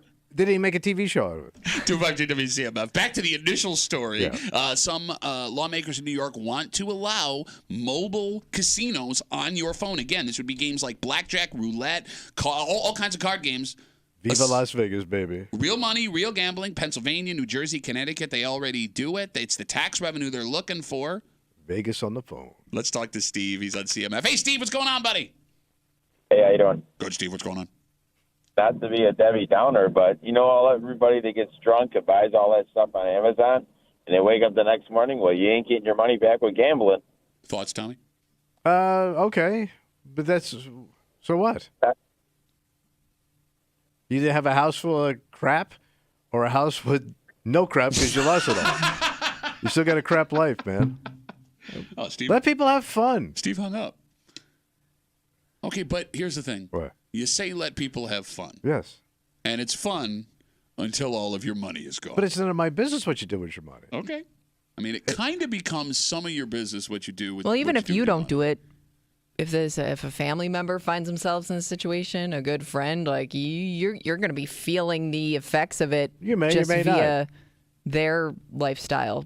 Well, but you can make the same argument for mobile sports gaming. You can make the same argument for legalized marijuana. No, I know, you but can make the Tommy's same like all argument like, for drinks hey, on the do go. what you want to do. It's not going to affect me, but it can affect you. It can, but but that's on me to let it affect. I don't have to let it affect me what you did. That's on me. And like, here's the thing. Those are all just personal decisions you make, man. And there are lots of things, because I'm not with make everything legal like Tommy is. But there are other things that are totally legal that have the same effect, Kimmy. I mean, just alcohol in general, right? Like, alcohol's done more damage. If you look at the damage alcohol has done over the last 100 years, You could take every other vice and combine it. It doesn't even come close. And there aren't a lot of guardrails for that. There's none. Well, no, really? There are. There's an age in which you can drink. You're not allowed to drink. Okay, but even that gets worked around. Okay, well, you say worked around. It's still illegal. I understand, but we can't even enforce that totally. No, you do. Okay. Because people will find... You are starting to sound like that weirdo on Twitter. Everyone's doing it, man. Just make it legal. Eat all the shrooms and cocaine at the same time. Eat cocaine shrooms. I think everybody would love to live in my world. Of freedom. Oh, you mean a world in which case you have no responsibility because you live in a woman's house and work 4 hours a day? Yes. Cocaine and prostitution. It's so funny, like you just want to sit back and watch the world burn around you. Because you don't even do any of these things. Thank you. Well, I did dabble in a few of these things. But you're not anymore. You wouldn't. Okay, look. I kind of aged out of the game. Like you're fighting for something that you don't even want to do. I don't have the back for prostitution anymore. I just don't. Well, yeah, and you wouldn't make any money anymore anyway. Yeah. Look, man. Now we're going to have a freedom talk. The emails we're going to get now. I'm sorry. Shirt off, bandolier across his chest, American flag waving as he stands on the edge of a cliff. I mean, look, there needs to be guardrails sometimes. Okay, but you can have fun and guardrails. You can have everything I just mentioned with guardrails. Okay, give me the guardrail for a mobile casino on your phone. You can't come up with a single thing immediately. Well, I mean, you can have it set so kids can't use it. Okay, obviously, but again, it's easier to work that's around a good that point. than it is yeah, alcohol. How would you check into that? So with like mobile sports gaming, you need to enter all of your information. Right. Like it's impossible. And so it doesn't. And it's probably to a specific phone, right? You can't. Grab somebody's password and jump on another device probably because it won't recognize I've never device. tried, actually. I don't know. Well, if your kid, let's say, because you probably let your kid use your phone all the time. Is all that stuff saved in there? Or you have to enter it every time. That's a good question. Hey, if my kid's winning, keep going, kid. Let's see what we got here. No, but to Kimmy's the kid's hand is hot right now. Let's go with the hot hand in the house. Like, when are we see a story? G. You know how, like, kids get their parents, like, access to their parents' Amazon account or whatever. They had to buy all this stuff. Right. Like, is there I'm going to need my money back because that was my kid. It ain't coming. They're going to say that's on you. Right. So the guardrail for that would be watch your ass. Oh, here we go. Be a parent. Be your own guardrail. Be a parent. Freedom, except for you, be a parent. Hey, look, here's the thing, man. Maybe I'm wrong about all this. Maybe you're right. Not about freedom for everything, but maybe you're right about this wouldn't have a negative impact the way we think it is. What it would be interesting to know is how this is all worked out in other states, because a lot of times when you see this stuff get passed, you see a ton of the benefits and you don't see any of the negatives, right? What is the state's plan, if you enacted this, to keep folks from spending every dime they have in a matter of 2 hours? And to your point further, Tommy, maybe we're not giving people enough credit. Maybe people will be able to control themselves, the majority of everybody, and things will be fine. But my big concern here, personally, is sometimes when you stumble upon things that work, legalized sports gambling, the legalized marijuana, the loosening of restrictions on where you can bring alcohol, and the opening of liquor stores on Sunday, when you push it too far, which this feels like it might be, you make everything look bad behind So you think going over the cliff? Yes, and like here's the thing. I think if you go over the cliff and this has a negative effect, people go, well, you started with the mobile sports book, and then you did the legalized marijuana, and you had the liquor stores open at 10 on a Sunday, and if you wouldn't have done that, we wouldn't have gotten here. Be a parent. So you're afraid like you could lose the house? Well, yeah. Have you seen what your house is worth? Bro, you were sitting on a jackpot already. You've got money to burn, baby. You were already up 60G, and the kid's got a hot hand. We're going to Vegas, baby. You don't need to. It's on your phone. Hey, look at that. Facebook messages is coming in. You can always get us at WCMF for the Break Room Facebook page. Blake. He must be a country star. That's a gambler. Blake writes us. Doesn't sound like it. Well, he says, when you go to a casino and you get too drunk, they won't let you gamble anymore. How do I make sure that people aren't inebriated when they're gambling on their mobile phones? That's a valid question. Okay. Valid question. All right. Well, that you could not maybe you had to blow into your phone. Yeah. I think that was that last caller's point, by the way. What? Oh, it was? Yeah. He's like, you get drunk and buy stuff on Amazon, and you can return it. You can't return. I'm sorry, I went straight Amazon. Yeah, on that. you did. I could get drunk at home and do a myriad of things that are bad. No, but I guess he never brought up the fact that there's someone to stop you at the casino, whereas there would be no one to stop you. And by the way, we use alcohol. It could be whatever substance that Tommy's America you'd be legally allowed to have. You mean all of it? I'm drunk on heroin, doing a line of cocaine while shooting shrooms into my brain. My beanbag full of coke. That you got because the kid's on a hot hand. How baby. cool would that be? Beanbag of coke. Yeah, beanbag jar full of coke. What does the coke do for you if it's in the beanbag well, chair? you have an opening where you can. Well, then you don't have a beanbag chair anymore. Yeah, well, it's gonna after a deflate over while, time. you have to refill it. Let's take a break. I mean, as we have this talk about alcohol, right? There is an opportunity for you to bring the most unique alcohol to your Thanksgiving dinner in 2 weeks. So there's a new unique alcohol. Okay, like here's the thing, man. Right. I don't mean to sound like you. Well, you were just drinking some unique stuff when you were on vacation. I was, and that was very interesting. You were going Q. Q? Yeah. What is that? Unique. I'm speaking Latin. No, you're not. That's Latin. I don't think it is. It is. You don't even know. You don't know no Latin. I don't know no Latin, but I know you don't know no Latin. You know Q. You're what they call in Latin a Dorcas Malorcas.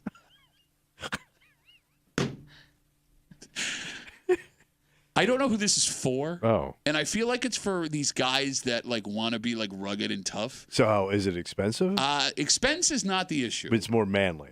It sounds manly. It also sounds like the most disgusting thing you would ever put in your mouth. What are they putting in your Jack Daniels now? We'll tell you. Jack Daniels? Yeah. Well, Here comes old number 5. we'll get into it. Oh, 5. That's pretty impressive. Yeah, I ain't got 7 left. We'll get into it next All breaker. 96.5 WCMF.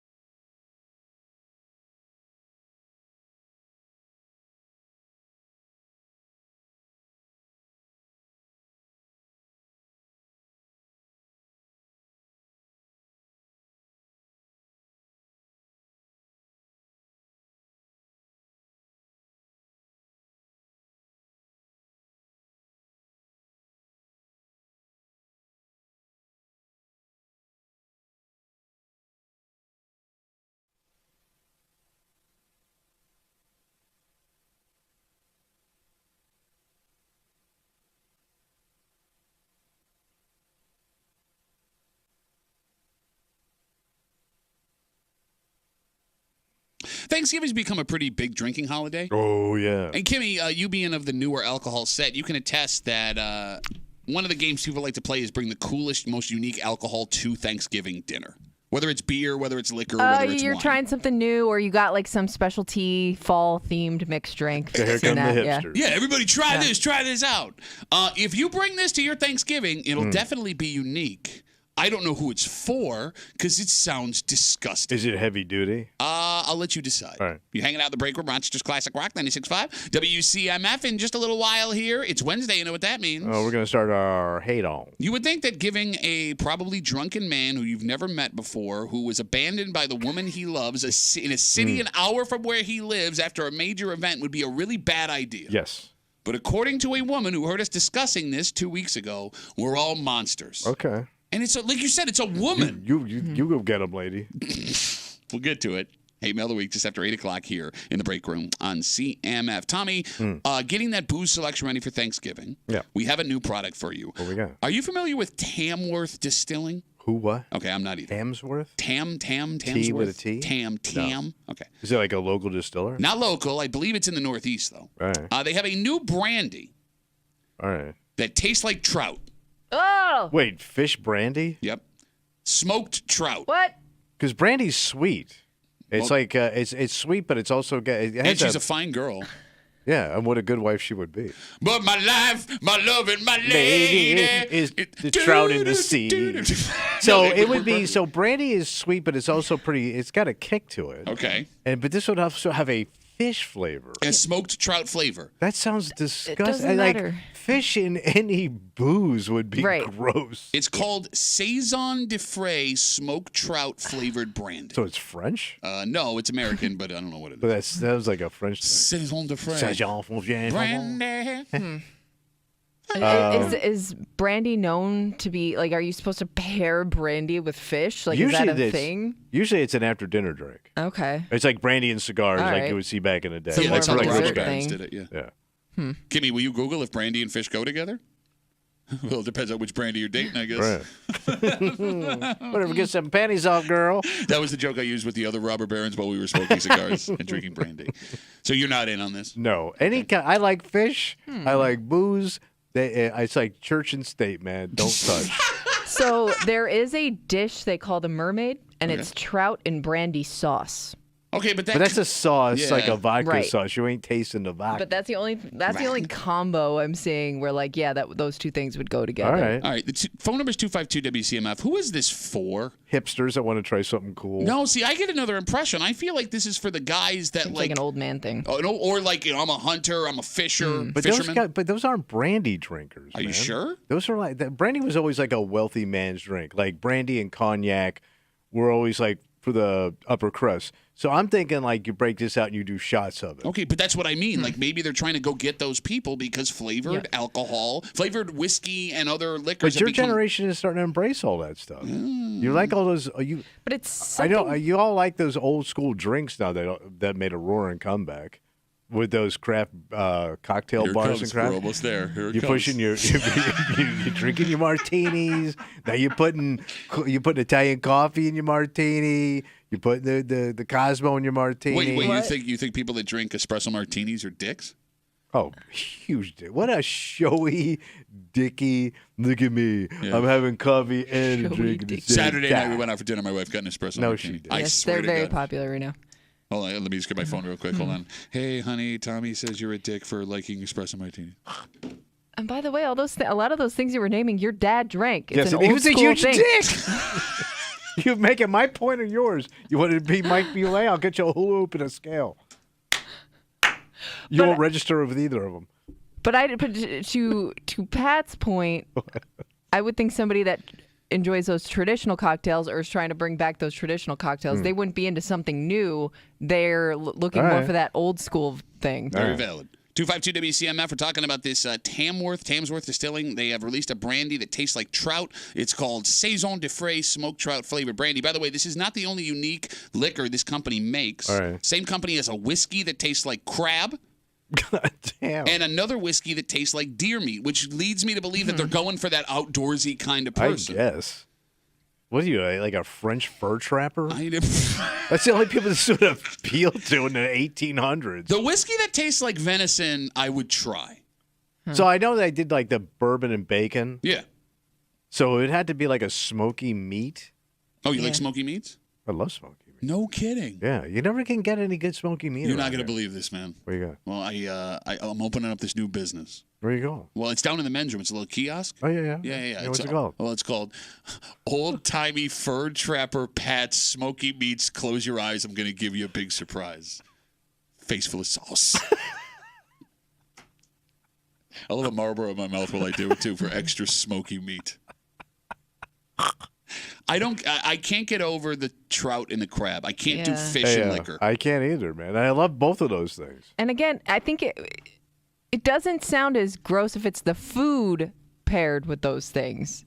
Oh, but agreed. it's in it. It's the fact that you're drinking something that has that flavor with it. But here's why this might be successful. And again, the phone number is 252-WCMF. As gross as this sounds, The fish and the whiskey. the trout-flavored whiskey, the crab-flavored whiskey, if somebody brought one of these to the Thanksgiving dinner I was at, you'd have to try it. Everybody would, take a hit. You'd have to try it, and you would be the hit of Thanksgiving. You're not gonna believe what I found: trout-flavored whiskey, right? I know. What if you liked it? That would be even more disturbing if I had a hankering for fish and booze at the same time. Right? Like if you have a sip of this trout-flavored brandy and you would enjoy it, you would have to tell people, hey, I had this trout-flavored brandy, and it's good. All right, well, at least you opened up your mind to something new. No, but sometimes I know. You know what I mean? I know. Yeah, I don't want to be open. And, like, would you have fish breath after drinking it? You'd have. I'm sure it wouldn't be good. You'd have fish and booze breath. Ah! So it'd be like date night breath. It'd be like Hoey first date breath. Like you went to the Penny Arcade, you had a little fun in the parking lot, you went home, you woke up the next day, it's Sunday Mass, you're trying to brush that taste out of your mouth before you take communion. How big was your Trans Am where you were able to do that to her in the back of it, the parking lot of the Penny Arcade? Those chicks were flexible back then. There ain't no way I'm meeting a chick in a bar and doing that immediately. Oh, you don't think the arcade had all that going on in that parking lot? Think about the trust you would have to have in a woman. The trust? How about the crust?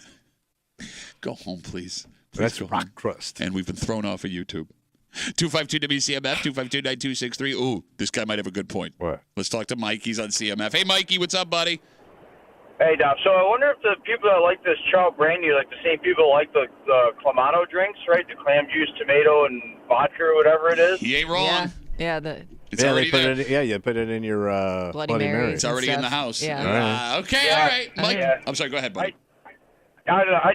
I can't get over. I mean, you're drinking fish juice. I mean, the Clamato never really appealed to me either, but people like it, I guess. I mean, they sell it, and obviously they're buying, so it just seems weird. I'm expert in economics. They sell it. They're obviously buying it. Ladies and gentlemen, Mike. Thanks for the call, buddy. Have a good rest of the day.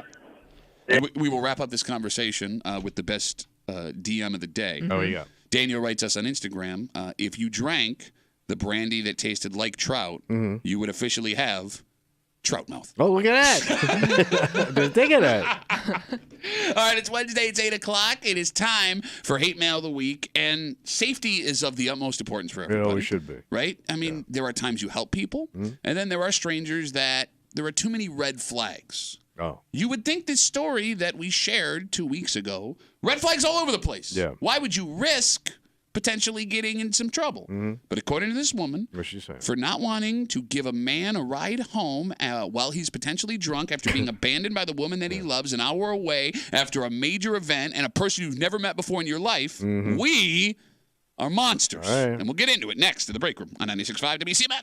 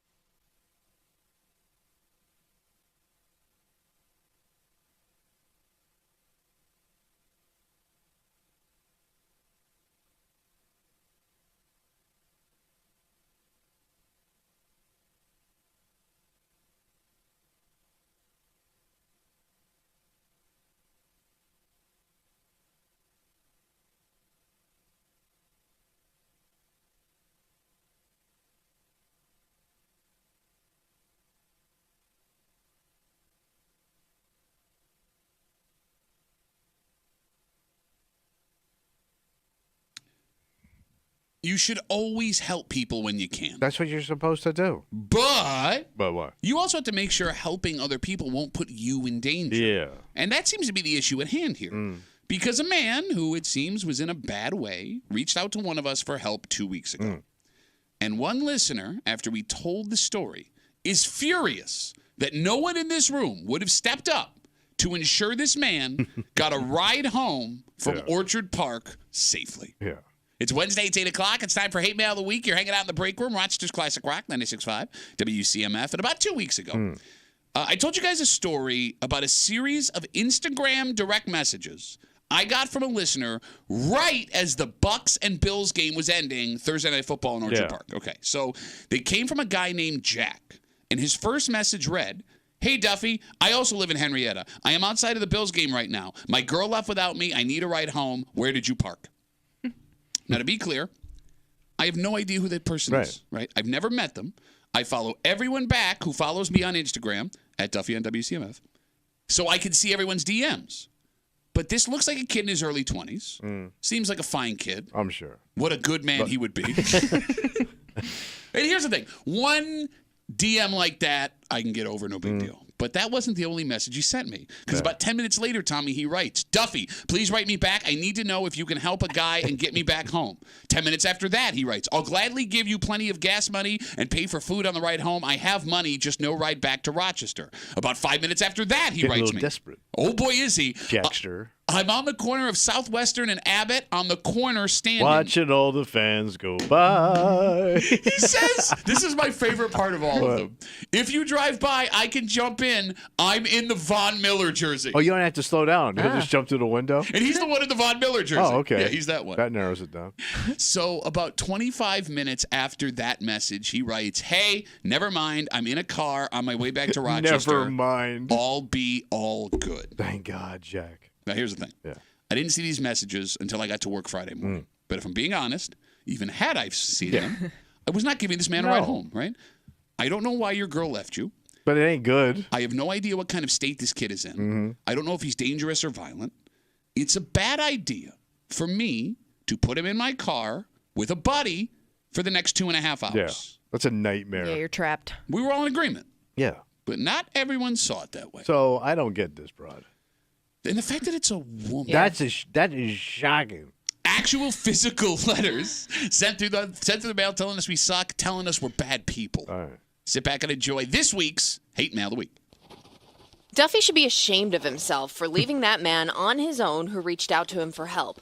I hear him try to sound like a good person all the time on the air, and when he has the chance to show he means what he says, his true colors come out. What is the worst that could have happened for you? A talkative person in your back seat?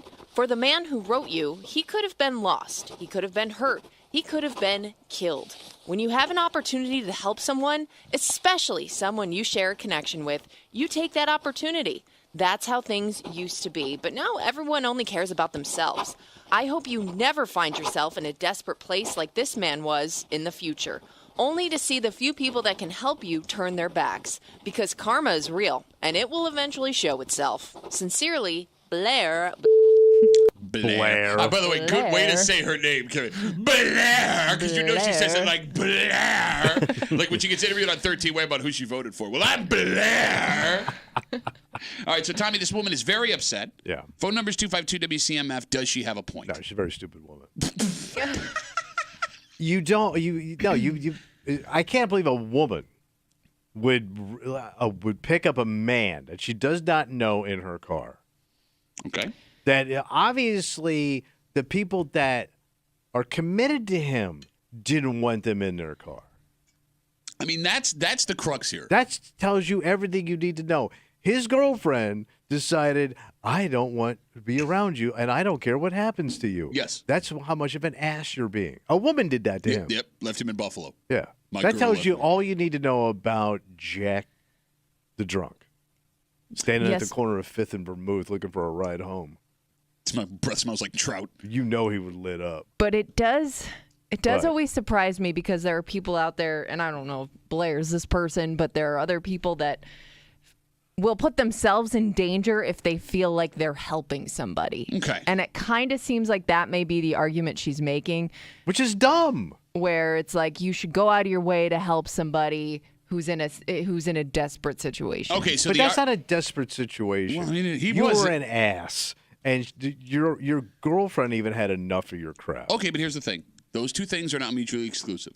You can be an ass, and because of your own actions, put yourself in a desperate situation. Right. And I would argue, look, he was in a desperate situation of his own making, right? But it was a desperate situation. And nowadays, when you have a phone, you're not stranded.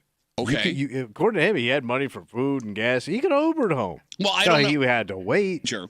But you get your ass home. Sure.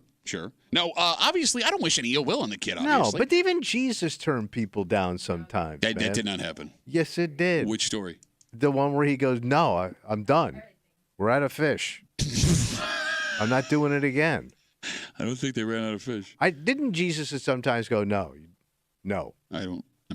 I think he said. Had a lot of theological classes. I don't remember that. I think he said. Okay, King Herod wanted him to do what he called tricks, and he said no. Look, now we're getting into Bible discussions. The point I'm making just saying is, I don't think you're a bad person for not putting yourself in jeopardy.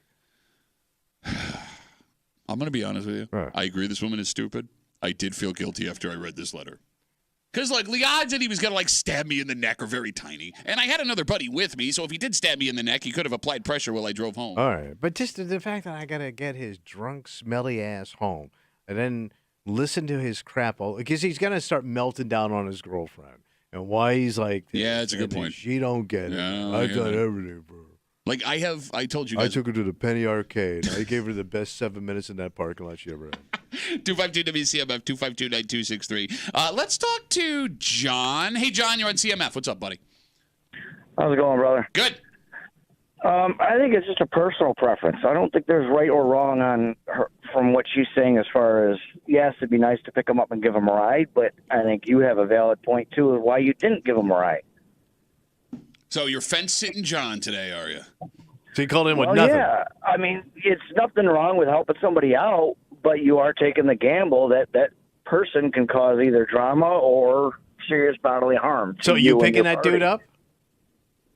I've done something like that before. But you felt like you were a fool. Well, did it work out okay for you, John? He was a damn fool. Well, we don't know how it turned out. How did it turn out, John? Damn fool. Well, there was a guy, he was walking from Vermont, and I found him on the parkway and gave, I just... Those are serial killers. Well, let John finish his story. I let him stay in a tent in my backyard. I bought him a Greyhound ticket to finish his trip to West Virginia. Oh, my God. You're a saint. John. You're going to the two worst states in the world. What did Vermont do to you? West Virginia, I agree. They gave us Kimmy, but Vermont... Half of those Netflix stories start out in Vermont. Kimmy, you had a question. He was in a divorce with his wife, and she took him for everything. So I was like, okay, look, it worked out, luckily, but it could have easily gone the other way, too. So with that experience, John, would you do it again? Yeah, that wasn't the first time I'd given a ride someone a ride, because I've hitchhiked myself. Well, there you go. I mean, John's relied on other people who took a chance on him, so he felt like he should pay it forward. I think that there are a lot of people in that boat. The pay it forward boat now is going to sink. Now I feel worse. Thanks, John, you dick.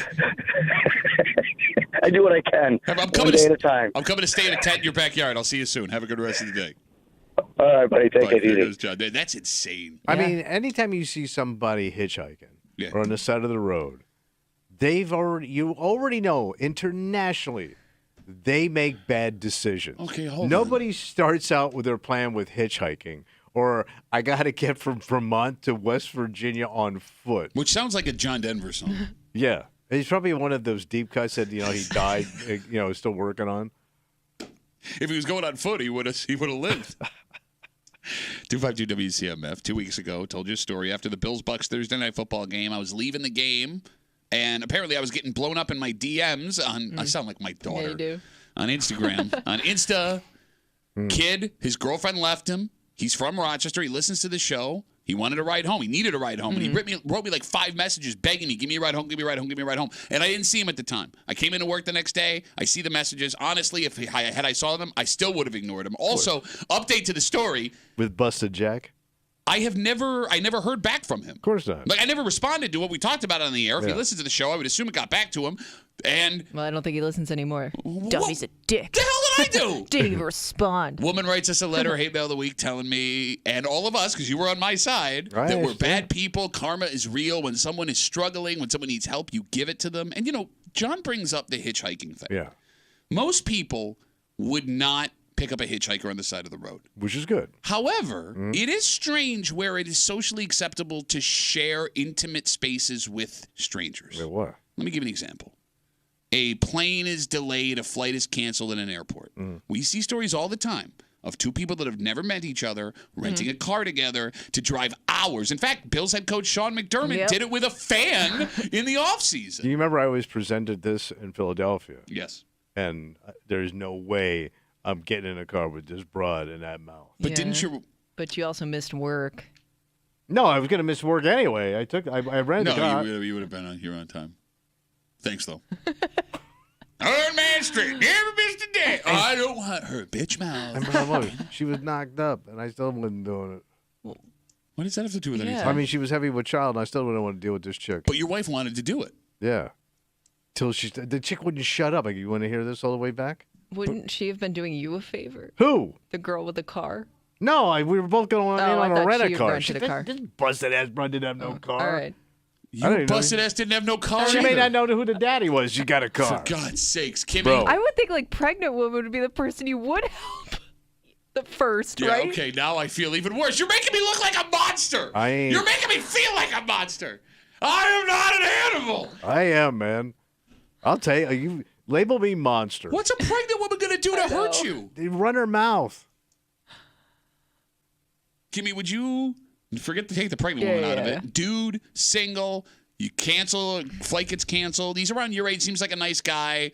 I don't know. Just as a woman, you're automatically suspicious of all those situations. I don't know how desperate I'd have to be where I think I'd agree to You be in can't a car do with it. But somebody. a woman you would do it with.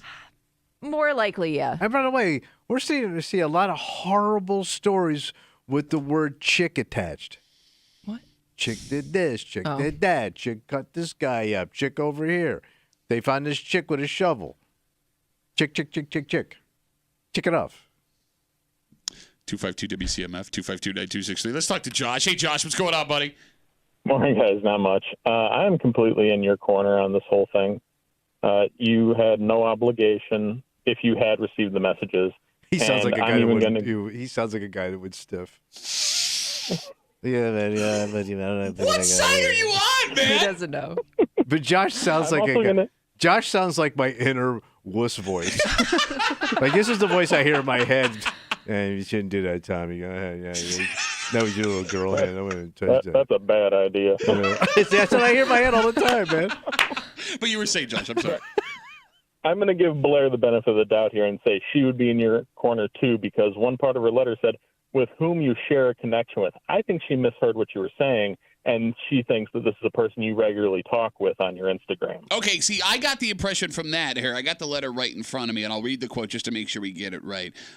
When you find it, okay, I can't find that part of the letter. Well, he probably just listens to the show. That's what I think she meant the connection was, Josh. That's what I assumed. Yeah. Like you and I have a connection to the show, Josh, even though I can't stand it. Well, and because he's your inner voice. In my head constantly. Yeah, you shouldn't do Well, that. we almost met one time because you were in front of me at Wegmans in Pittsburgh one time and left your basket at a choke point. And I had to walk all the way around to kiosk because you were getting your morning coffee. A choke point!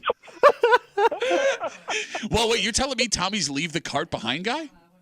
He is. You know that ain't me, bro. My God, you monster! You know that ain't me. You monster! I'm put away guy. What is your inner monologue? You just leave it there for the truth. Josh, great to talk to you, buddy. Have a good rest of the day. Have a good one. Right, take care. Choke point. I've never heard that. Did you leave that basket behind? You know I'm basket put away guy. Yeah, I thought so. I thought I knew you.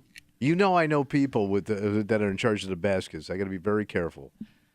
I wonder if your opinion changes on this based on if you've had an experience with a stranger who, saved you in a tough situation. Because, I mean, even just talking to John earlier, he was like, well, I've hitchhiked before, so I get it. So I'm wondering, like, if you've just been in a place where, like, you had nobody else and somebody came through that you didn't know and you had to rely on them as much as they relied on you, maybe you feel the need to do these kind of things. Look, that's an ideal situation you're describing. And you'd like, and there probably are some people like that. Yeah. But I don't know, like based on everyone we talk to all the time, people are very selfish and they're unaware of self. Mm-hmm.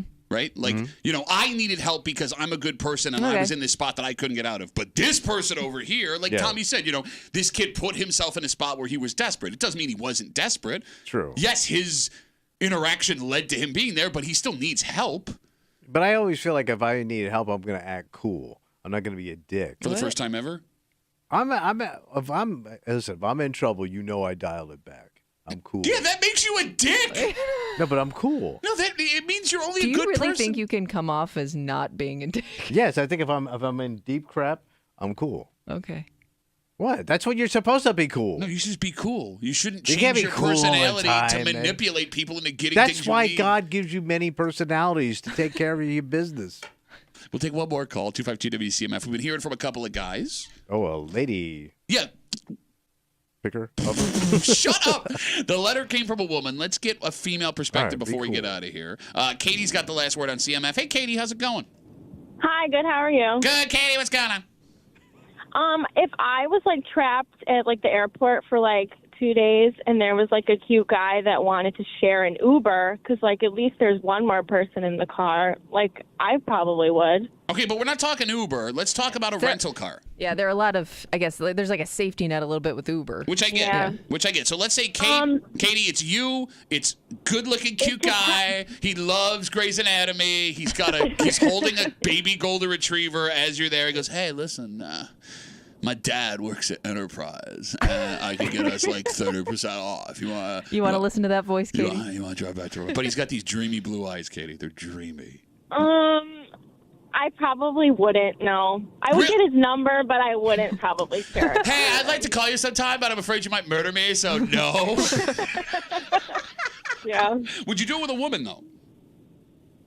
Yeah, probably. Okay. I mean, it's hard Who for can me. also kill you. No, I know there is a false sense of security there, but there is. I don't know. It just feels better. Well, look, it does. Tommy, it's hard for us to put our heads in. Well, to put my head inside of that of a woman. I mean, the shoes you're wearing, you're there this morning, but I don't know what it's like to feel uncomfortable just looking at someone else. I think women have to be on high alert just all the time. Even with other women. Yes, especially now how women be. Okay. By the way, Katie, that guy, after you talk to him like that, he doesn't want your number, and you've lost a 30% discount at Enterprise. Yeah, that would suck. All right. Well, great call, Katie. Thank you. I appreciate it. Thank you. Have a good rest of the day. She sounds adorable. Yes. If he was cute and he wanted to take an Uber, I would totally do it. Yeah, it's like some Hallmark situation that she saw last night on TV. There will be three Christmas-themed movies kickoff like to that season. Yes. All right, let's take a break. When you're taking a road trip, fast food is your ally. Oh, yeah, sure. And there is a fast food restaurant that got itself a major upgrade on the west side, Tommy. Oh, really? Which is interesting because it's the same food, prepared the same way, at the same location. You said they upgraded it. Yeah, but the location just looks different. Oh, they spruced her up? And it's weird how our minds will play tricks on us with something that we know very well. Yeah. Just because the place looks nicer, I'm more likely to go. Okay. We'll get into it next to the break group. 96.5 WCMF.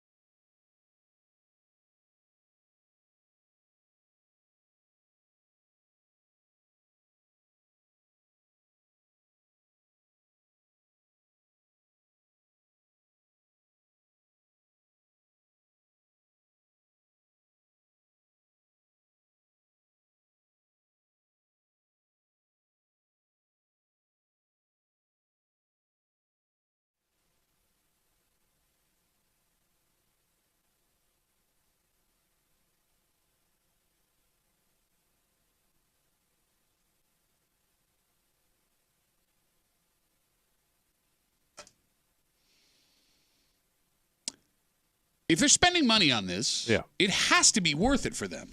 And it might be a weird indictment on us and how we spend our money. Okay. Because even without realizing it, it's possible that if you were offered the same meal at a place easier to get to, you'd pass to get it from a place that looks much better.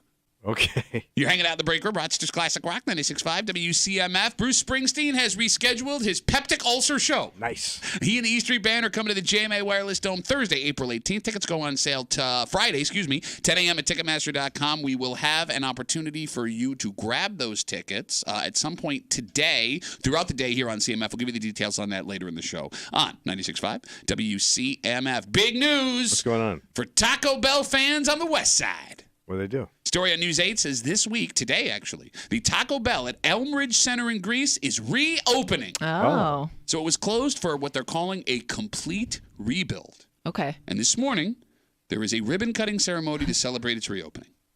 Oh. That isn't like that the Taco Bell of the West Side. Like what other Taco Taco Bell. Like I remember it was as a kid. I don't know how many Taco Bells are over there now. No, you're right. I would drive all the way from Gates in high school. People would come from everywhere to go to this Taco Bell. The Anchor Taco Bell. So how long have people been missing this Taco Bell? It's a good question.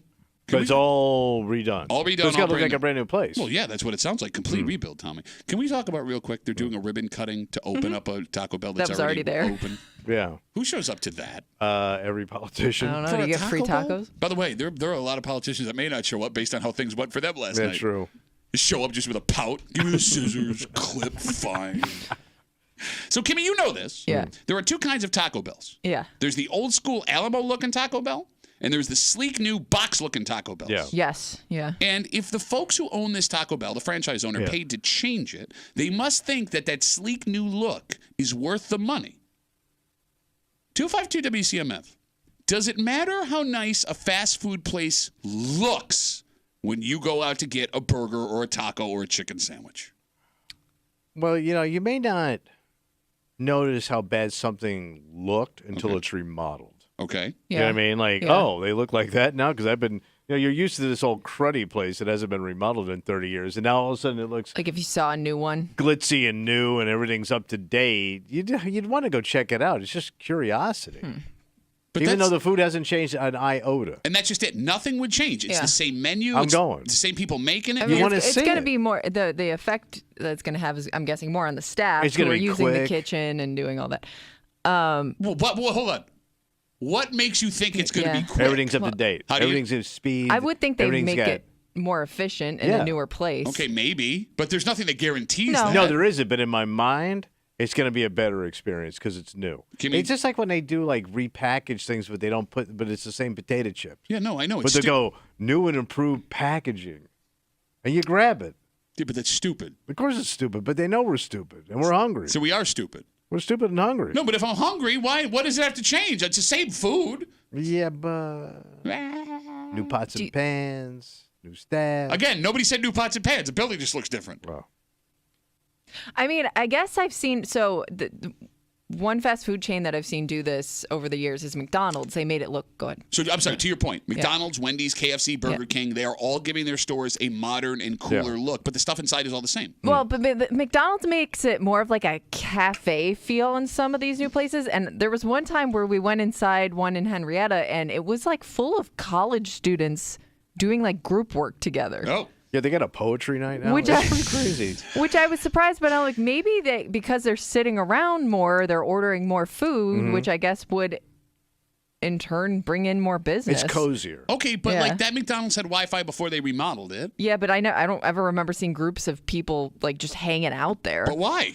So they're trying to get it more like she said, like a coffee shop atmosphere. Okay, but again, that's stupid because whether or not it looks like a coffee shop, it still has Wi-Fi and a bunch of seats. Yeah.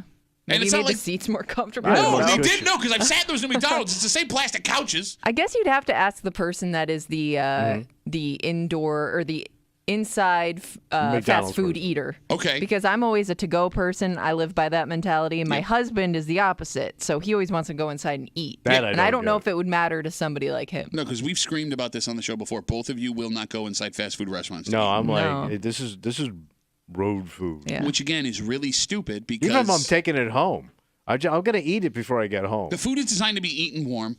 The second you walk out of that with the bag, it cools down. Yeah, but I'm going to eat and drive. So what? It's still colder. You sit down and you eat the food. Why would you pay for the food if you're not going to enjoy the food to its full capacity? I don't want to sit there with who? Everybody else eating food? Yeah. In a restaurant? There's hardly anybody in there eating. You think you're better than fast food? Inside, yeah. You think you're better than inside fast food? Yeah, I'm road guy. All right, people are freaking out about how excited they are about this Taco Bell. Andrew writes us on Instagram. He says, they literally tore down the whole building and started over. It's right by my house. I miss the old early 2000s look. We'll put a pin in that. We'll come back to that. My buddy Nick texted me in the commercial break. He said, dude, if you're talking about the new Taco Bell in Greece, my kids are legit excited. So excited they wanted to go there before school today. So it works. But that's so stupid. We're so stupid. So Taco Bell is a place that notoriously, like all times of the day, has the longest drive-through line I've ever seen. But they move quick, Kimmy. It does. It moves quick. But I'm wondering if doing this encourages more people to come in and order inside to keep that line a little shorter. See, I thought it was the opposite. Every time I see these restaurants, McDonald's, Burger King, Taco Bell remodeling, the stores are actually smaller than they were before. It's more about the drive-through. Yes, exactly. I think they're trying to get people to order on I didn't know if this was bigger. Because, like, the McDonald's... Do you have to go inside if you order on an app? No, they have a drive... Well, the Taco Bell they just built down the street from my house, which, by the way, oh, my God. Thank you. McDonald's by your house? Bro, it's the You don't even eat anymore. Sundays, I get all Taco Bell. Bro, that's what's great about Taco Bell. I can just get 2 quick 5-layer burritos, not even a meal. Quick snack. Yeah, I get you. A couple of cinnamon twists, boom, I'm gone. No, but, like... It's the first time in my life. Because, like, Taco Bell, to your point, Kimmy, back in the day in Rochester, was it a premium? Yeah, it was tough to come by. There were, like, 3, and they were all spread out. Yeah. There was the Webster one, there was the one in Gates, and there was one in Irondequoit. It's sad that I know that off the top of my head. Yes. And Greece. That's what I said, Greece. You said Gates. Okay, I meant Greece. Okay. They opened up the one in Gates when I was, like, 18. And that was great, but it was still, like, a 10-minute drive from where I lived. Now, I got a 5-minute Taco Bell. All right.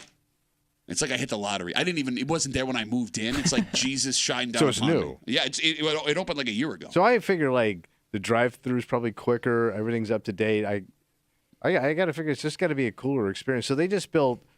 I don't think they've opened it yet. A Chipotle on Monroe Avenue. Yeah. So I guess they're closing the one and maybe they're closing that one in Pittsford Plaza. That would make sense. Same location. Yeah. 2 Chipotles, you can hit each other with a 9-iron. It's gorgeous. Like the amount, the building looks cool. The landscaping. First I didn't know what they were putting in there. I go, man, this is going to be some like really high-end place. But it's weird because Chipotle is relatively new here in general. You know what I mean? So most Chipotles, I would think, are pretty new. Yeah. This thing is swank. Yeah. You're talking about a fast food restaurant. Right, but if you look at it as it was being built, it looked amazing.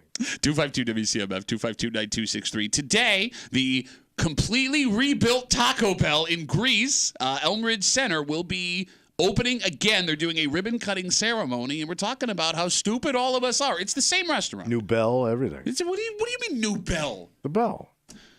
Same food, same menu, probably the same people that work there. Mm-hmm. According to this guy that just wrote us, they tore it completely to the ground. They rebuilt the whole thing. New guac guns. But people, you know how bad I want a guac and sour cream gun. The sour cream, yeah. You can buy those on Amazon, you know. So, like, in all sincerity, because it looks like a regular caulking gun. But you can buy them. Like that. No, you can't. Yes, you can. You can buy, if you go on Amazon, in like where they have industrial restaurant stuff, you can buy that stuff. You can buy the sour cream and the guac gun with folding stock. Not in New York, you can't. Yes, you can. No, that is against the law. Having that in New York. Automatic guac. Look, if you're looking to get me a Christmas present this year, guac sour cream gun would be. That's what I'm looking for. We got DMs coming in again. Oh, he's not wrong. And they're not cheap. How much? $50 for one. Might be worth it. Do you know how much guacamole you could probably put in one of them guns, though? It's pretty big. I don't even want it for the guacamole to put on my food. I want, like, when my brother comes over, I want to blast him in the face with guacamole. Yeah, but that would be doing him a favor. It's you're probably stainless steel. Of course, it's got to be. But you also have to be able to buy the caulk worth of sour cream. And... it looks like you can buy that fill it with whatever you want. They call it a burger sauce gun. Oh, so you can? Oh, you fill it yourself. I thought. But you can buy that guac stuff for those guns also on Amazon. You can buy anything you want. You can buy on Amazon. This might be a game changer, man. A guac gun. Like, I would put on a Rambo bandolier for that, just full of tubes of guacamole and sour cream. Daniel writes us, I don't have a car right now. Can you please give me a ride to the new Taco Bell? You know, as we have this discussion, I just realized that McDonald's you referred to in Henrietta, Kimmy.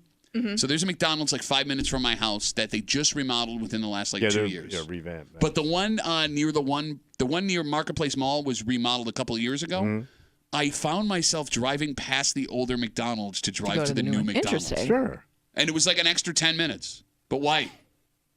I'm an idiot. I think when you hear new, you just think better, no matter if it is or it isn't. Okay. You know, the DM that I read earlier from Instagram, he's breaking down what happened to the Taco Bell and how excited he is. Andrew, he says he misses the old early 2000s look. That's what's a little bit strange about this whole thing.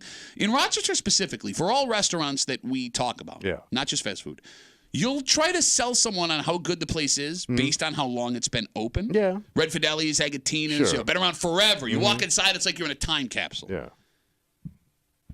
Isn't that part of why you love the place? Like, aren't people more drawn to the retro-looking fast food restaurants than the newer, sleeker ones? Like, if you see, Kimmy, McDonald's, it looks like it stepped out of the 1970s. Oh, yeah, I'd want to go check it out. Right? Yeah.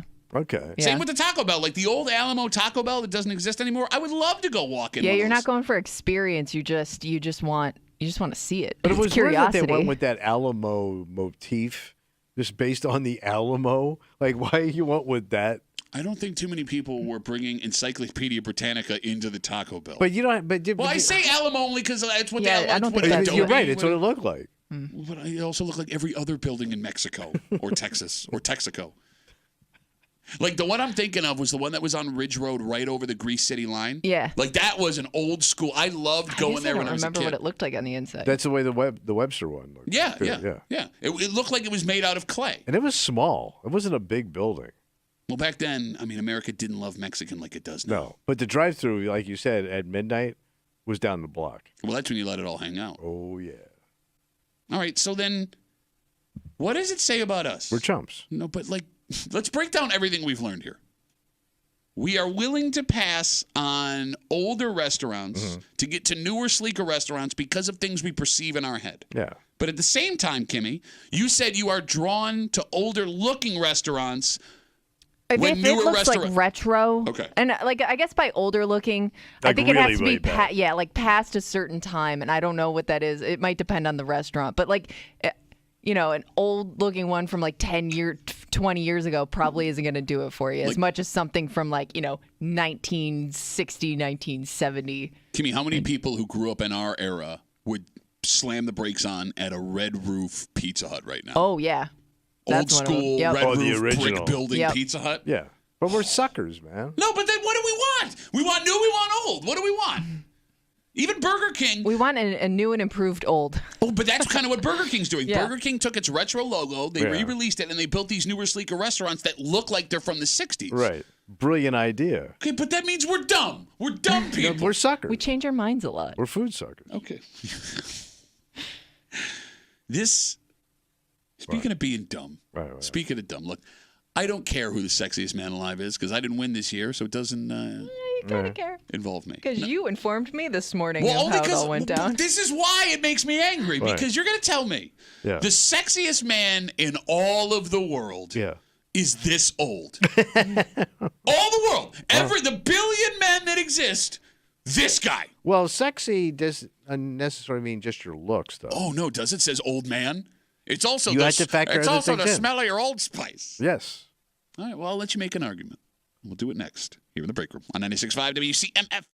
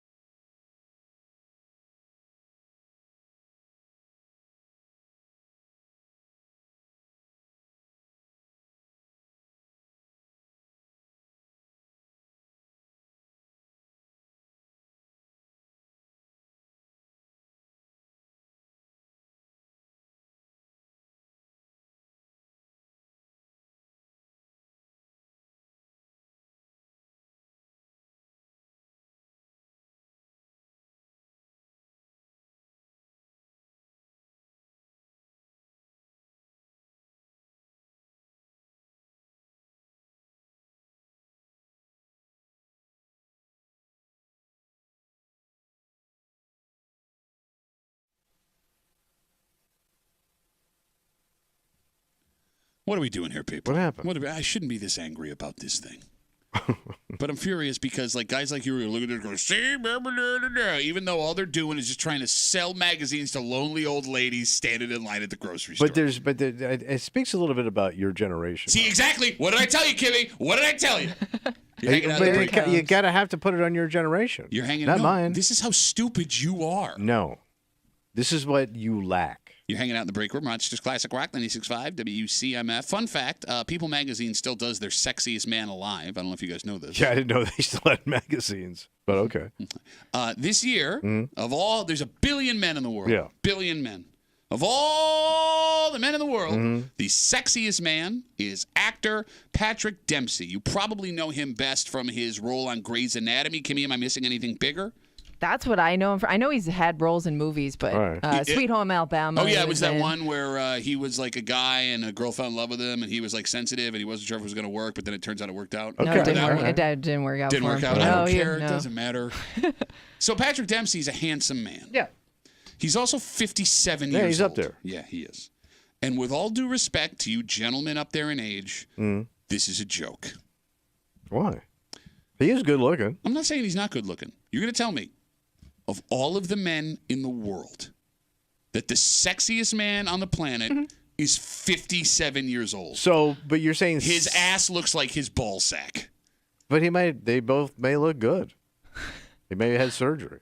But you're saying sexiest. Yeah. Not just good looking. Yeah, he's got a point. Sure. Sexiest. Sure. So what's sexy? What does that mean? Well, you tell me. For a man. You tell me. Charisma. Suave. Oh, charisma. Suave. And your generation ain't got squat. Oh, that's probably with what your it is. hoodies and your baggy ass Lululemons and your goddamn opposite of that. and then your Lululemon's tight. skateboard shoe wearing. You think you got your generation ain't got game, man. No That's why game. every rapper's turning 70 this year. You guys never replaced nothing. They're rappers. What are you talking Your about? generation got no game. No, man. I hear you. Name it. Name me a guy 30 years old got game. Game. Travis Kelce. He got game. He's dating Taylor Swift. He's a goofball. And by the way, he is dating the most powerful woman on the planet. bro. First He of got all, game. that's an act. What is? What he's doing. You don't think that all the guys that are on this list have somewhat of an act? Yeah, but you gotta sell it. No, baby. Kimmy, here's what you don't understand. The athlete is an act, not the actor. Not the actor. And I don't see game in that guy. What do you mean? He's a Who? goofball. Travis Kelce? He's funny. By He's the way, a goofball. his brother made the top 6. Oh, yeah, he plays for the Eagles. The fat brother beat out Travis Kelce. Wouldn't you make the argument that you need more charisma to be that guy on the list? Mic drop, if I could. I don't know what the Here, guy's unplug your about. mic and drop it on the floor. That guy doesn't even exist without his. I don't know. No, Travis Kelce doesn't exist without Jason Kelce. Jason Kelce got him back on the team in Cincinnati after he got kicked off for smoking pot. But he got sexy close. The fat brother. He got sexy close. All right. Worst Justin Timberlake song ever. Yeah, he got sexy close. I speak in no English. My brain hurts. I've never seen a guy do anything. Travis Kelce. No, I mean Jason Kelce. He's got a podcast that's wildly popular. I love how because you're not plugged into pop culture, everyone else is. Well, wrong. how come he didn't get the nod? Because here's why. He got no game, Here's baby. why. And this is what's so funny about you making the argument. He had to get the hottest chick on the planet to raise his stock. No, we're talking about his brother. Oh. Yeah, try and stay with the show.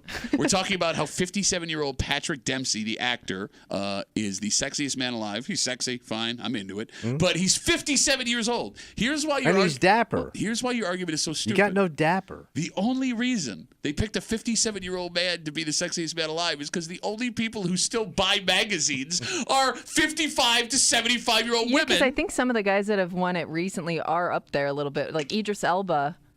He is good looking. That's a good looking man. And if I had to be one other man, it would be 51. Yeah, he's up there. All right.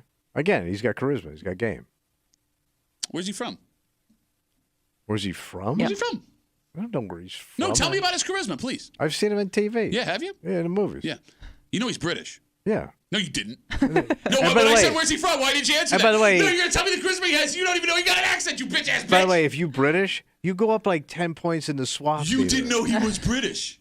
Kimmy, can you give me some more guys that were the sexiest? Yeah, one? So Pedro Pascal won it last year. He's 48. I don't even know who that guy is. Who's Pedro Pascal? He was in a lot of stuff. Game of Thrones. He was in one of the Star Wars movies. He was in recently that show that was on HBO about like it's like a post-apocalyptic. Oh yeah, all the SWAT shows. Dr. Robot, Mr. The Last Days on Earth or something like that. Yes, no, it's based on a video game. Remember the guy with the gun? Yes.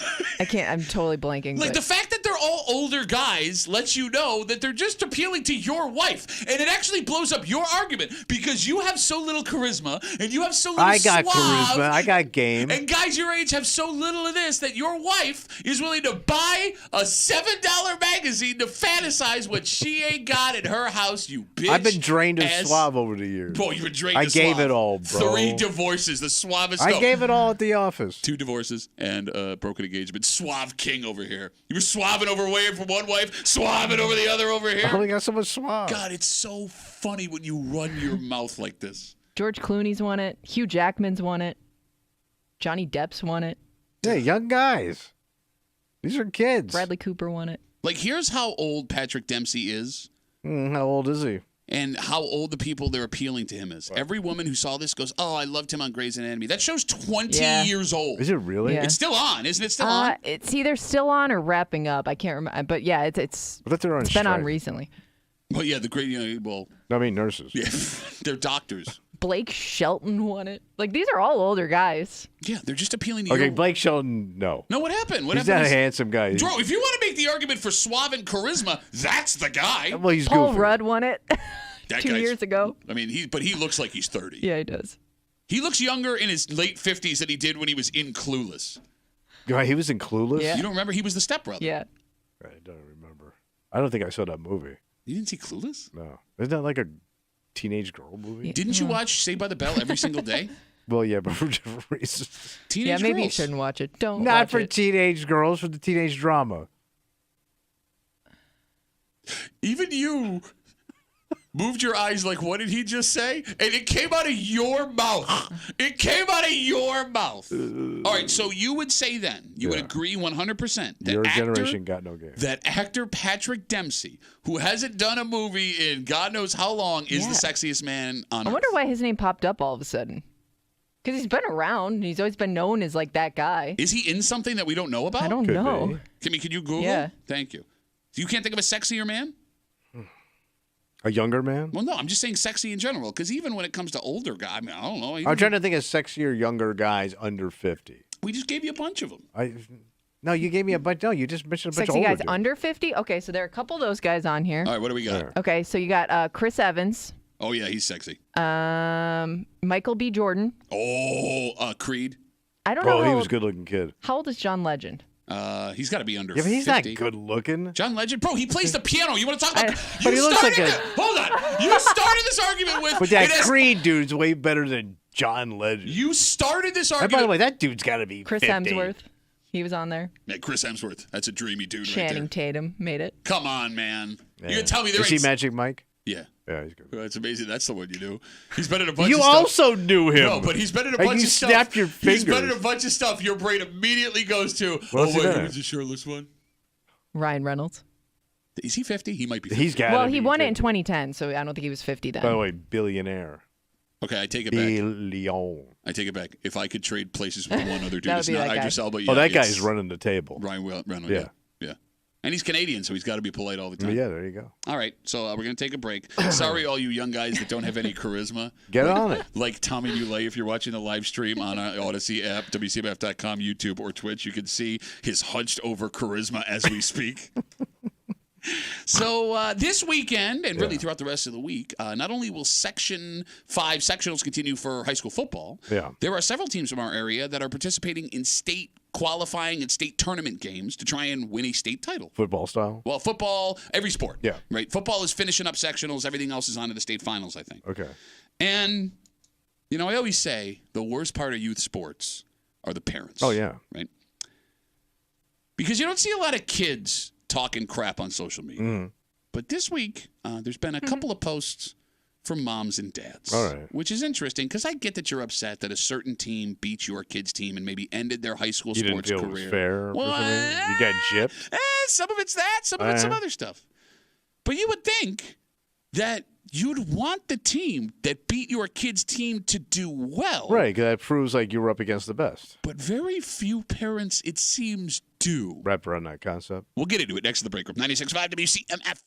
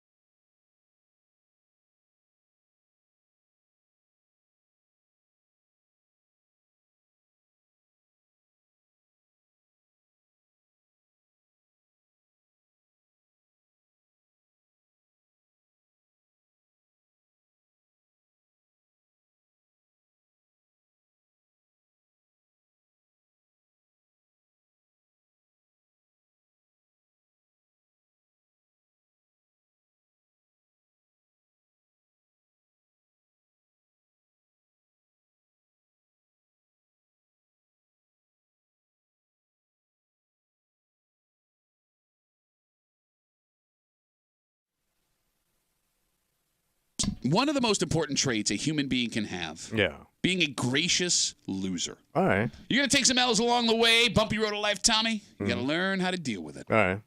However, this discussion, it's not about the kids. It's about their parents. Yes. Because when you see your child lose and someone else's child move on, closer to maybe a rare sectional or state championship. All right.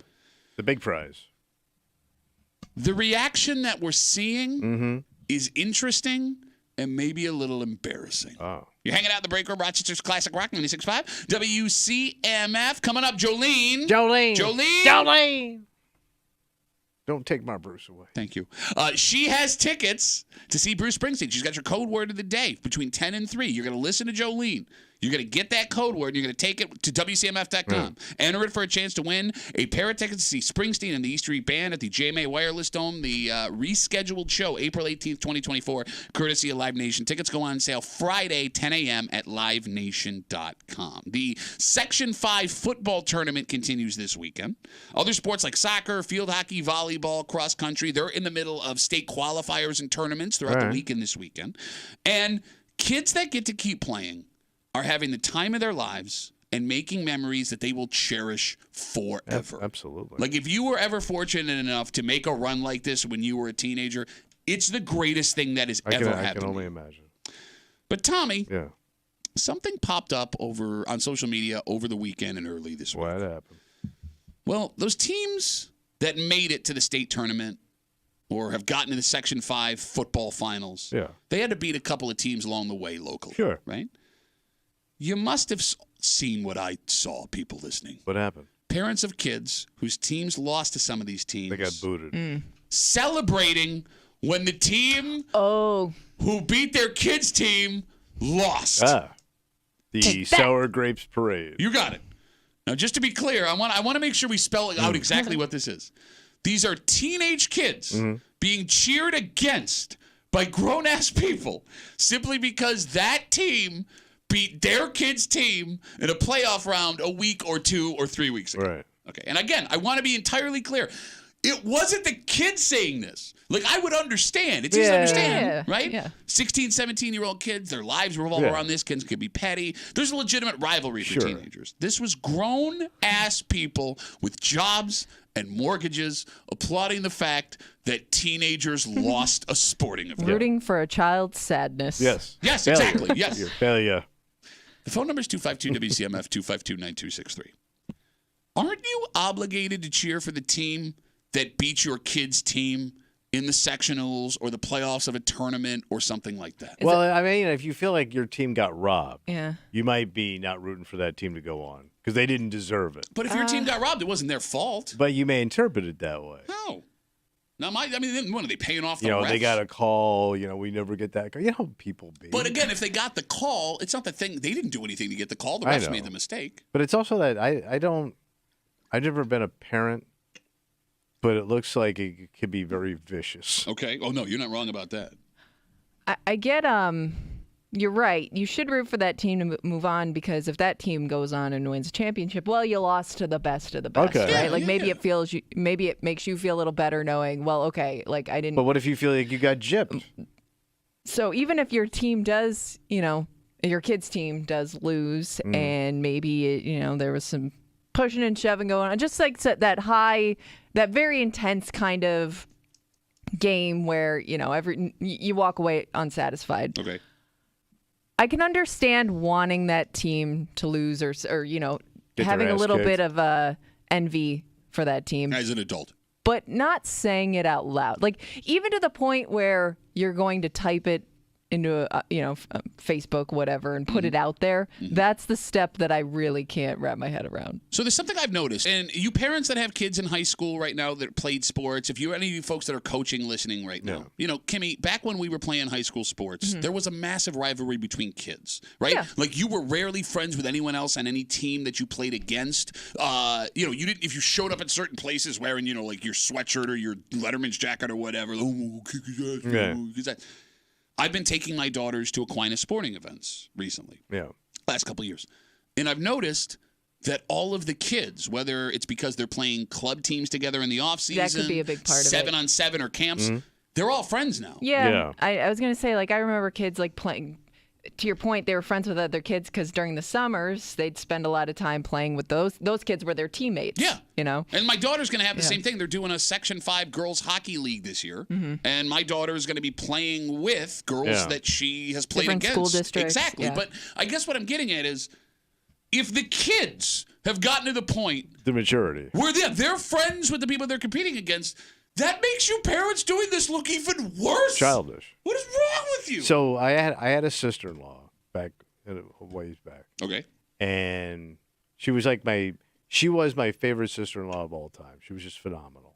And Catholic girl, goes to mass, buttoned up, did everything right, honest Abe to the bone. Okay. Man, when you got her at a sporting event with her kids, she was a completely sadistic animal. No kidding. But you see that in the moment. I think you see that a lot with parents in the moment. It's that post-game feeling where that's lingering inside of you as a parent. She kept it, man. Yeah. I didn't know the chick. Okay, so if I can, well, I'll save this for later in the discussion. 252 WCMF. We're talking about. It's been a bunch of posts on social media as the Section 5 football playoffs wrap up this weekend. Other teams playing other sports, volleyball, soccer, field hockey. They're on the state regionals and all these things like that. Parents of teams that were beat by these teams either celebrating them losing and getting knocked out of the playoffs or openly rooting against them. Here's the other thing, too. Like, Kimmy, I always thought, like, once teams got out of Section 5 and started on the state playoffs, like, everybody around here that has a rooting interest in sports was rooting for those teams. Like just because you're from our area. Yeah, you want to see. Or you just don't really care anymore, right? Your kid's not in it, so why am I even paying attention? I don't know. With the exception of McQuaid, because I have deep-seated issues there. Anytime there's a local team that wins a state championship, I'm happy for them. Okay. Yeah, but here's the thing. Like, in a town this size, you know a lot about that team. Like, maybe you've heard rumors about the coach. Okay, but you don't know. You've heard things. I heard about that coach. You heard But things. you know what Bro. I mean? Like, you do find... They need to grab his phone. I think parents will latch on to something that they heard or, saw that now I'm anti, fill in the blank team. And you kind of said it yourself. You said, I'm not that guy, except for this team over here. Everybody has so you that still have team. that in you. Okay, and I think to that point, there are parents, if you grew up here, that still hate their high school rival team, no matter what team their kid's playing on. Look, man, I know it makes me sound sad. I know it sounds sad. I don't want to be this way as a 37-year-old man. I don't think you're alone. That intensity of that rivalry between Aquinas and McQuaid when I you're was going to sharing school. the same religion. You'd think after that you would check off to a higher power and go, yeah, we're still pulling for our Catholic guy Nope, here. they're Jesuits. We're Basilian. Totally different. The same robe. No, man, I don't want to do this, but there's this feeling inside me when I see that logo or a kid with that jacket on or them on TV. I'm just like, God! You're pissed off at that kid for that reason. Judge it a little bit. And that's a child. Like Dan Mason is the nicest man in the world, general manager of the Rochester Red Wings. He went to McQuaid. I despise everything about him. Yeah. Everything about him. God, I hate that guy. 252 WCMF. I guess it comes down to this. Outside of what parents are writing about other kids' high school teams, about whether or not you should cheer for or against the kid that knocks your team out of the playoffs. Yeah. What is the right lesson to teach your kid? Do you want a gracious loser? Because there are those who believe that sets your kid up for failure. Oh, that's the Lombardi theory? What's that? Show me a gracious loser, I'll show you a loser. You got it. That your child should never accept defeat. But in reality, then you make an aggressive a-hole. And it's a stupid way to live life Yes. because everyone's going to lose something at some point. Everybody takes it in the shorts. Most likely the highest level of that sport you'll be playing. I'm not even talking in sports, Kim. In life, period. Yeah. Right, but I'm saying you don't want your kid to hold on to something from high school and be that guy either. But we know Let a me lot tell of those you, guys. we should have won, but a kid stepped on my hand and I couldn't play anymore. I would have hit that game-winning bucket. I just know it. Look, the fact is, and Tommy, you know this, life is going to kick you in the teeth. Every time I walk in this room. Over and over and over again. Isn't it more healthy to learn to deal with it and pick yourself back up than to die of the hill, I didn't lose because, or the only reason we lost was because? I think you're obviously going to be a happier person if you can move on. Okay. I don't know if that helps you competitively in life, but you'll probably be a little bit happier and drink less. Okay, but you even talk about competitive, right? Are the most competitive people you know the most successful? Yeah, but they're also the most unhappy. Okay. I know I don't think I know. I met successful people, again, not in this room, but they're never happy. Okay. They're driven. Gotcha. Driven people ain't happy because they're just constantly pushing. But that seems to how you get there. Do they all get there? No. But happy, gracious guy probably ain't never getting there. I get, but that's not true. No, but maybe they're more content with life. They're more pleasant to be around. You're absolutely right. Biggest loser I know says happy, gracious guy won't ever get there. You're competitive as hell. You've been stuck with me. I'm competitive as hell. We've been stuck in this windowless room for 10 years. Okay, not us, but regular ass people. Nobody wants to be at each other on Tuesdays over a game that you don't win anything with. That Kimmy made up. Yeah, man, you gotta be driven. Nobody wants to be around overly competitive person that goes nowhere, right? You're just competitive to annoy everybody around you. But that's every dad. That's every dad in every situation. You're going to see it. Yeah, but there are people that apply that to literally every aspect of their lives. That was my father, too. No, it is. It's every dad. Yeah, my father was driven about everything, and then when he lose, it wasn't. He'd throw his hands up and go, fixed, rigged. My dad's thing was he would never let me win anything. And when I finally got, bigger and stronger than he was as he's, getting older, right? I don't even care. You're right. He would do this fake laugh, and I knew it, but I don't even care. Right. Why are you laughing like that, you psycho? Yeah, it doesn't mean anything to me. Do you find yourself, now that you're a parent, because I'm sure like you went to high school with or played against other parents of people playing against your kid or kids. I get what you're saying. Parents of the kids playing against your kids. Sure. Do you find yourself could you find yourself rooting against a kid I've done it. whose dad was a dick back in the day? I've done it, not outwardly. Yeah. I will always be kind to the child. Because I wonder if that's where some of this stuff stems from. Oh, because of the dick dad. Like I know your dad's a dick. I know your mom is a female dick. Yeah. Let's call her sea bag. No, I'm not going to say that. You just called her a dick. Yeah, that's not that. I think she'd rather be called a sea bag than a dick. We're not putting that up on the poll. The point that I'm making is, yes, I'd win. Kimmy. Like if that. Competitive people make it. I'd win the poll on Twitter. Team C rules, baby. Successful Tommy.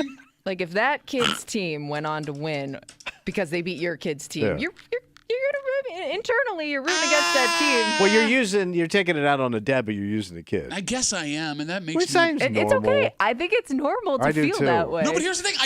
I don't want you to say it out loud, but I can understand how that would bother you. No, but let me explain because I want to make this clear. Yeah. I don't dislike the kid. Right. I like the kid. I will never be like, that's a bad kid because their dad's a dick. I understand dick parents make kids that just don't understand. But that kid's success leads to that parent's happiness. Yes, which makes me mad. Right. So I'm not cheering against the kid per se, but in not wanting that dad or mom to be happy, listen, I am however cheering you have against to the justify kid. rooting against a kid. Right, there you go. 252 WCMF 252-9263. Should you be cheering for or against the team that beats your kid's team? Let's talk to Dave. Hey, Dave, you're on CMF, buddy. What's up? Hey, Dave. Just so you know, you're not the only one that doesn't like McQuaid because of high school. Okay, good. I'm glad we're together on this one. Yeah, I still can't root for. I know people. I have friends whose kids go on. I can't do it. All right, do you have kids? So you have kids of your own, Dave? I do. Yeah. What sports? I have girls. I have girls though, so I don't have to worry about them. Yeah. Sure, I get you. So what sports do your girls play? One of them played soccer. Okay, so you did like the tournaments and stuff like that. Yeah. Okay, so when you were at a tournament and a team beat your girls' team, did you hope to see them in the championship bracket at the end, or did you hope to see them lose the next game? It didn't happen very often, but I usually rooted for the team that beat us because, like you said, I forgot who said it, but you can put in your head that, okay, they beat us, but they're the championship, so, okay, they were the better team this week or whatever. All right. All right. Well, that makes us, good people. Semi-not-psychotic human beings, Dave. Semi. Exactly. Dave, thanks for the call, buddy. Have a good rest of the day. Can I be straight up with you guys? Mm-hmm. Everyone be cool because she's at work now. Yeah. My wife is that person that will cheer against the kid that beats their kid's team. Well, that's what I was just going to ask because, I feel this way because growing up, I played sports as a kid. You played sports as a kid. You understand, how frustrating it can be in those games. To somebody like your wife who didn't grow up here, so she has no connection, connection to any schools or anything like that. I don't know. Did she play any sports? Yeah, she as a played kid? soccer, yeah. Okay, so maybe she gets it a little bit from that. But it is funny to me when somebody that's completely foreign to like the sport feels that way. So it's not even like, okay, with hockey, for example, right? Like, say, my oldest plays hockey. If my daughter's in a hockey tournament and they get knocked out in a playoff round, my wife wants to see every team that beat my daughter's team not only lose, embarrassed. Okay. And these are 13 and 14-year-old girls. And again, I'm guessing there's more people like your wife than not. Okay, but it bothers me. Because, like, I don't have a connection to this. These teams come from all over the country. I understand. Like, we're going to Albany this weekend for a tournament, right? And we're going to see teams from New England, some from Canada, some coming up from the South a little bit. I'm never going to see these kids again, maybe a couple of years at another tournament. We have no reference point to them. But my wife, if they beat my daughter's team, will just this rage, this Hulk-like rage, her eyes turn green. But I could see my wife being the same way. Well, because your stepson played sports. Yeah. So, and he played baseball, but she would probably be the same way, and I guarantee you, with our grandchild, she's really going to be like that. Oh, you think so? Oh, this kid walks on water, man. This kid will do no wrong, and nobody better touch this, do anything to hurt that child. She will get vicious. I'll be in the papers. But what do you do with that? Because I'm afraid to tell my wife. I'll be in the front page. Hiding. Known hider's wife. I don't know what I can't. There's nothing I can do about it. Well, you could. I mean, the brave, not coward thing for us to do would be to be like, hey, it's okay, but I won't do that. No, even if you say that, doesn't work anyways. I can't not support my wife in her support of the grandchild. You understand what I'm saying? Yes, I get you. I'm taking. It's a 2-on-1. I'm going to lose every time, so I have to be team whatever my wife wants. Okay. Or that I'm anti everything. That's the way it goes. It's one or the other.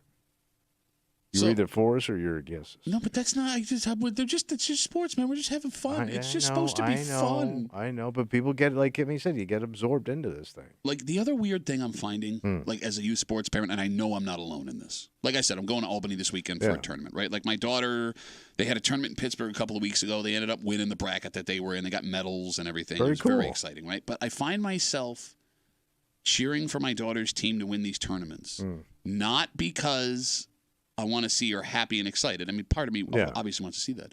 But because if they win, there's no drama anywhere. Yeah, everybody's happy. Do you get what I'm saying? Yeah. Right? Like, I just want peace on the earth. Exactly. Like, I don't want my daughter to be devastated. I don't want to hear what the discussion's going to be like on the ride home. Like, I don't want any of that stuff. I don't want to hear what her teammates are saying to each other, what other parents are saying to each other. I don't want to get roped into one of those awkward parent conversations. Yeah, it clears up all your problems. Exactly. Yeah, I would be rooting for that too, for selfish reasons.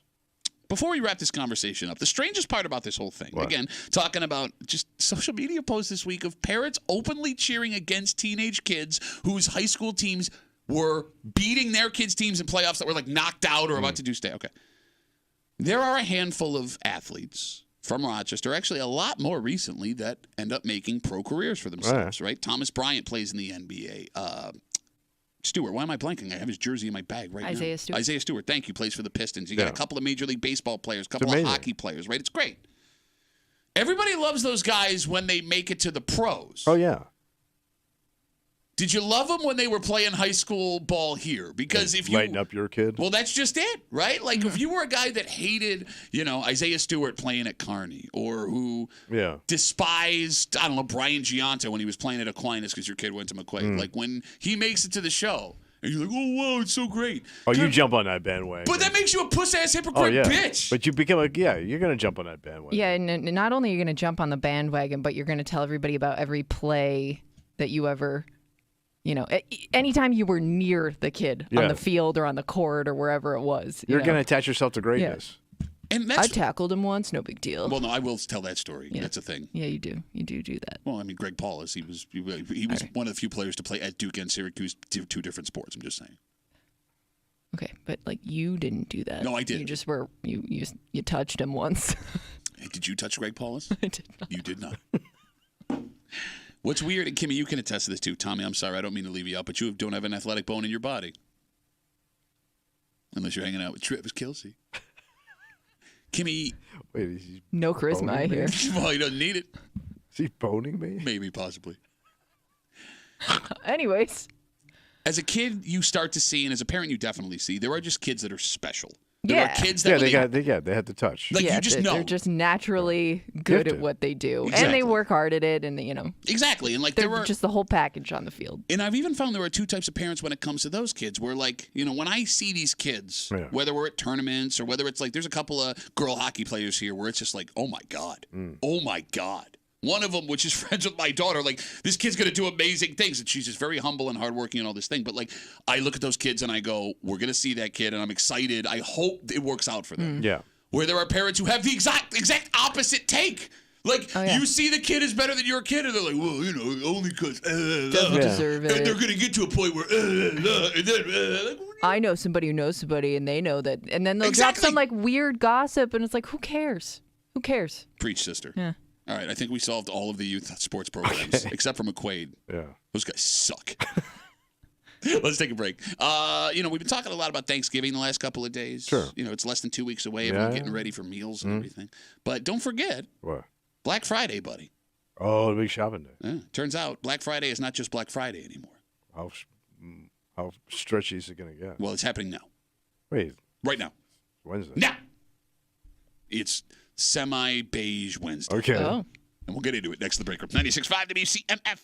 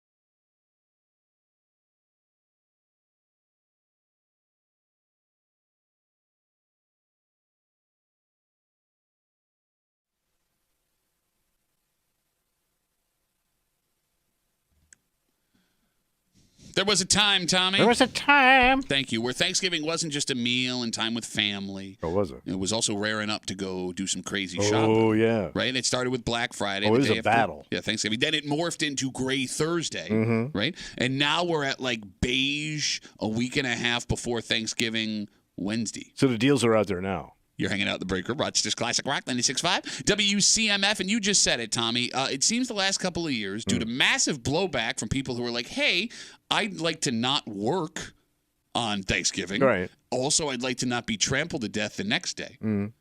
Multiple retailers have pulled back their Black Friday ideas. So no more doorbuster deals. It's just like... Just like an ongoing thing kind of thing? Go through the door whenever you want. Yeah, you don't have to break anything anymore. You got it. Like lose a wig. How many people did you see die over a Furby before we decided? It was the first thing you saw on the news on Friday morning. Why are they wearing cleats? Yes. But to replace that, they started doing online Black Friday deals. It seems that maybe that wasn't going as well as they thought it was. Okay. Because now several retailers are running Black Friday deals both online and in-store now. Wow. Like the next 2 weeks, they want to be the first ones to get your money, and they are throwing deals at us to get it. And I'm sure people listening have been seeing these sales. There's signs out in front of places like Best Buy and Walmart and Target. You're getting bombarded with direct ads all over your social media pages telling you, look at all this stuff. They're trying to extend the shopping season. Yeah. Right? So you'll buy more. Is it going to work? Of course it is. You never give people credit for anything. No, because we're shopaholics as a country. It's in our nature, man. I have a Home Sense, a Home Goods, and a Homies all in the same mall. I mean, Marshall's butts up against TJ Maxx, Target over here, and it's all the same stuff. And they're owned by the same company. It's the same lamp, man. Kimmy, have you found yourself this year buying stuff? She don't shop. She's a non-shop. Are you a non-shop? I mean, don't shop. But everybody, I mean, I buy gifts for people, though, especially this time of year. That's usually what I'm more looking for when like Black Friday rolls around, like ideas for people for Christmas. So you're unique because several studies have shown that when it comes to Black Friday sales, you are way more likely to buy stuff for yourself. Your intent, like my initial intent is to go look for other people. I do end up being like, wow, that's too good of a deal to pass up. But I will say, like, what initially gets me out there is buying for friends and family. Okay, now, Tommy, as much as I don't disagree with you that we're all shopaholics, and the phone number is 252-WCMF, 252-9263, I feel like you have a skewed view of this because of the shopaholic that you specifically are. Like, if something is targeted towards you on Instagram, you buy it immediately. Oh, yeah. What was it? Jerky? Turkey? It wasn't turkey jerky. It was mushroom. Jerky. Yeah, I know. It didn't make the cut. I bought 3 bags of it. Do you still have it, or did you chuck it? No, bro. It was like eating... It was almost like if you took newspaper and just soaked it in kerosene. It was the worst. Like the amount of money you've spent on socks that were directly marketed to you. Remember I bought those socks from Italy? I just got them. It took 6 weeks.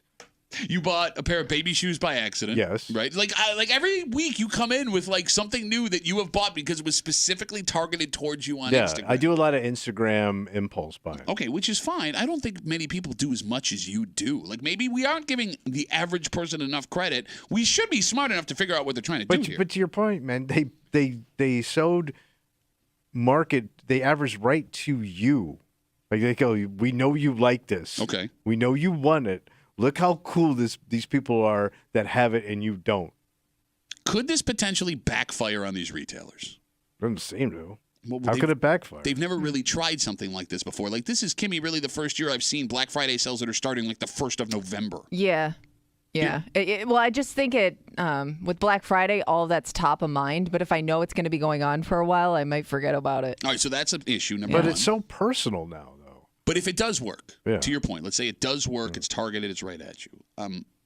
We're not at the point yet where most Americans are starting to stress about money in the holidays. I know it's in the back of your mind, coming. But you're not doing like the actual dollars and cents. Right. It's not really until a week before Thanksgiving where you start buying stuff for your meal and you start thinking about who you're getting gifts for, you realize, oh my God, I got a budget. All right, so if I'm spending a ton of money on myself with these deals, right, before Black Friday, before Thanksgiving, and then we get to gift season, and I realize I've spent too much. Got to cut back. Yeah.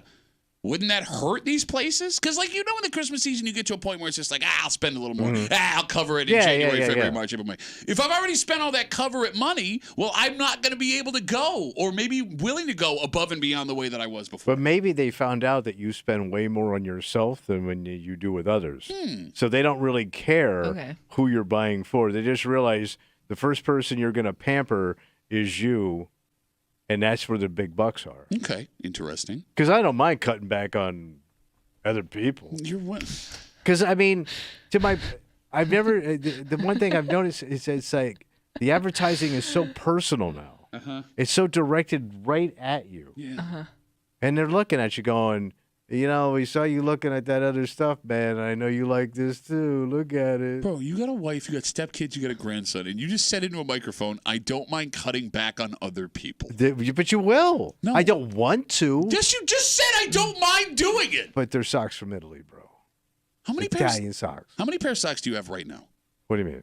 In total? That's a pretty straightforward question. I wouldn't want to even try to count. You think it's more than 20? Oh, on all sock? Yeah. Oh, way more. More than 50? Yeah. I'm not kidding. Why do you need that many socks? Yeah. Do you not have a washing machine? No, I just I He likes having a variety. Winter sock, summer sock, low sock, medium sock, dress sock. It freaks me out that you have that many socks. What I don't want to know and what would freak me out even more is the way you organize them. Because I feel like it looks like serial by killer color style. nation. I get the UN of socks. You're starting to sound like a dictator in a European country. We've organized them by color and nation. Is it more than 70? I probably have 100 pairs of socks. I'm not kidding you, man. How do you? I got 2 drawers of them. For years, you've been lighting me up about my jerseys and my sneakers, and you've been sitting on 100 pair of socks. No, but I use them. And you're still no, you don't. I rotate them through. There's no way you wear 100 pair of socks a year. It's impossible. I mean, some of them probably don't get high rotation. So why have them? I don't know. Like I got on the Bomba sock craze for a little while, and I got off of it. Craze. I got off of that. Remember Kimmy, the Bomba sock craze of 2009? I bombed my ass off for a while, but I was helping the homeless.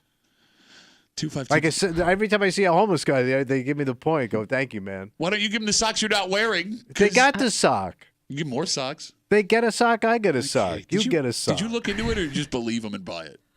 They're supposed to, when you buy a Bomba sock, I suppose it. They take them. They give the poor person a sock. Are you at the point where when you order socks, you have to hide them because your wife is going to say something like, really? Another pair? I don't hide. I make sure I get it first and then stash and then break it out later. How is that not hiding? That's not hiding. No, that's the definition of you're hiding. You're addicted to socks. I got a pair of shoes yesterday. Yeah. And I already gotten 2 pairs of shoes. So she was like, I didn't want to. And I tried to spin it like, well, you didn't like those other shoes I bought, so I bought these. So when you say I already got 2 pairs of shoes, how recently did you get 2 other pair of shoes? Right before I wanted to see my brother, like 3 weeks ago. Yeah. So you've you bought 3 pair of shoes in 3 weeks. Yeah. And these ain't like Old Navy flip flops. No, they're like nice shoe. I'm a big shoe guy. Yeah, I know. God forbid you run out. No, but I have way too many shoes. Okay, over 20. Yeah. I probably have about 40 pairs of shoes. But I've been buying shoes for a long time, Pat. I mean, some of the old shoe. Some have spats. No, he's not lying, by the way. They actually have spats. I don't wear the two-tone ones anymore. So you have a vintage shoe collection? Well, vintage is 10 years, yeah. Oh, okay. Goes back a little bit. Okay.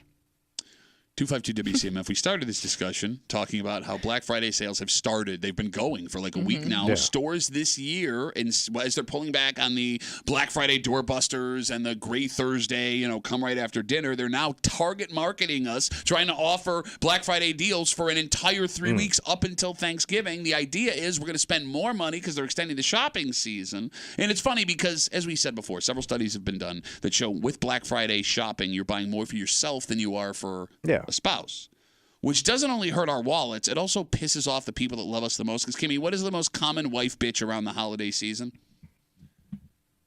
I don't know. I can't buy my husband anything for Christmas because he buys it for himself immediately. Yeah, you jump right on it. Is that a valid bitch for wives, Tommy? Yeah. I mean, you've admitted to doing it. But I never. But I always say, like, you know what? Just wrap it up and give it to me Christmas morning. What's the difference? And you weren't going to buy it for me anyway. Right. Like, this thing. Right. Not what I wanted, but I'm going to put a smile on my face. Mm-hmm. We come back. We wrap it up. We take 5 hours to organize Tommy's socks. We do it next year in the break room on CMF. But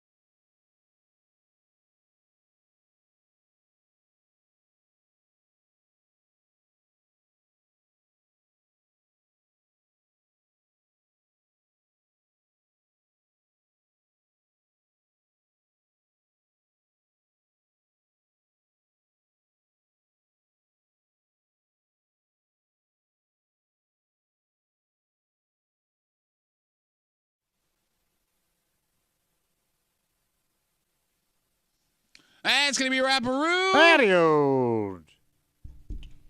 Wednesday update referee. Wednesday Rapperoo here in the break room on CMF. We got to get out of the way or else Kimmy's going to start yelling again. Oh, yeah.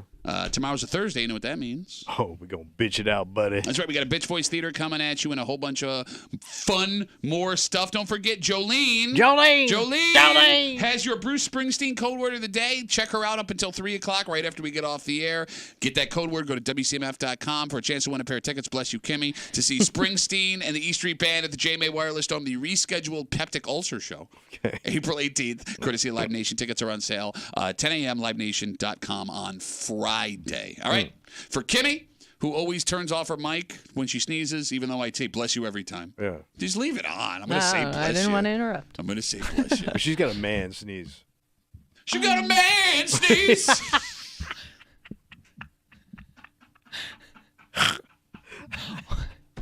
What does a dainty sneeze sound like? Yeah. Like that. For Tommy Muley, what's a ATC sound like? My name's Pat Tuffy. We'll see you tomorrow morning in the break room, 6 a.m. on 96.5 WCMF.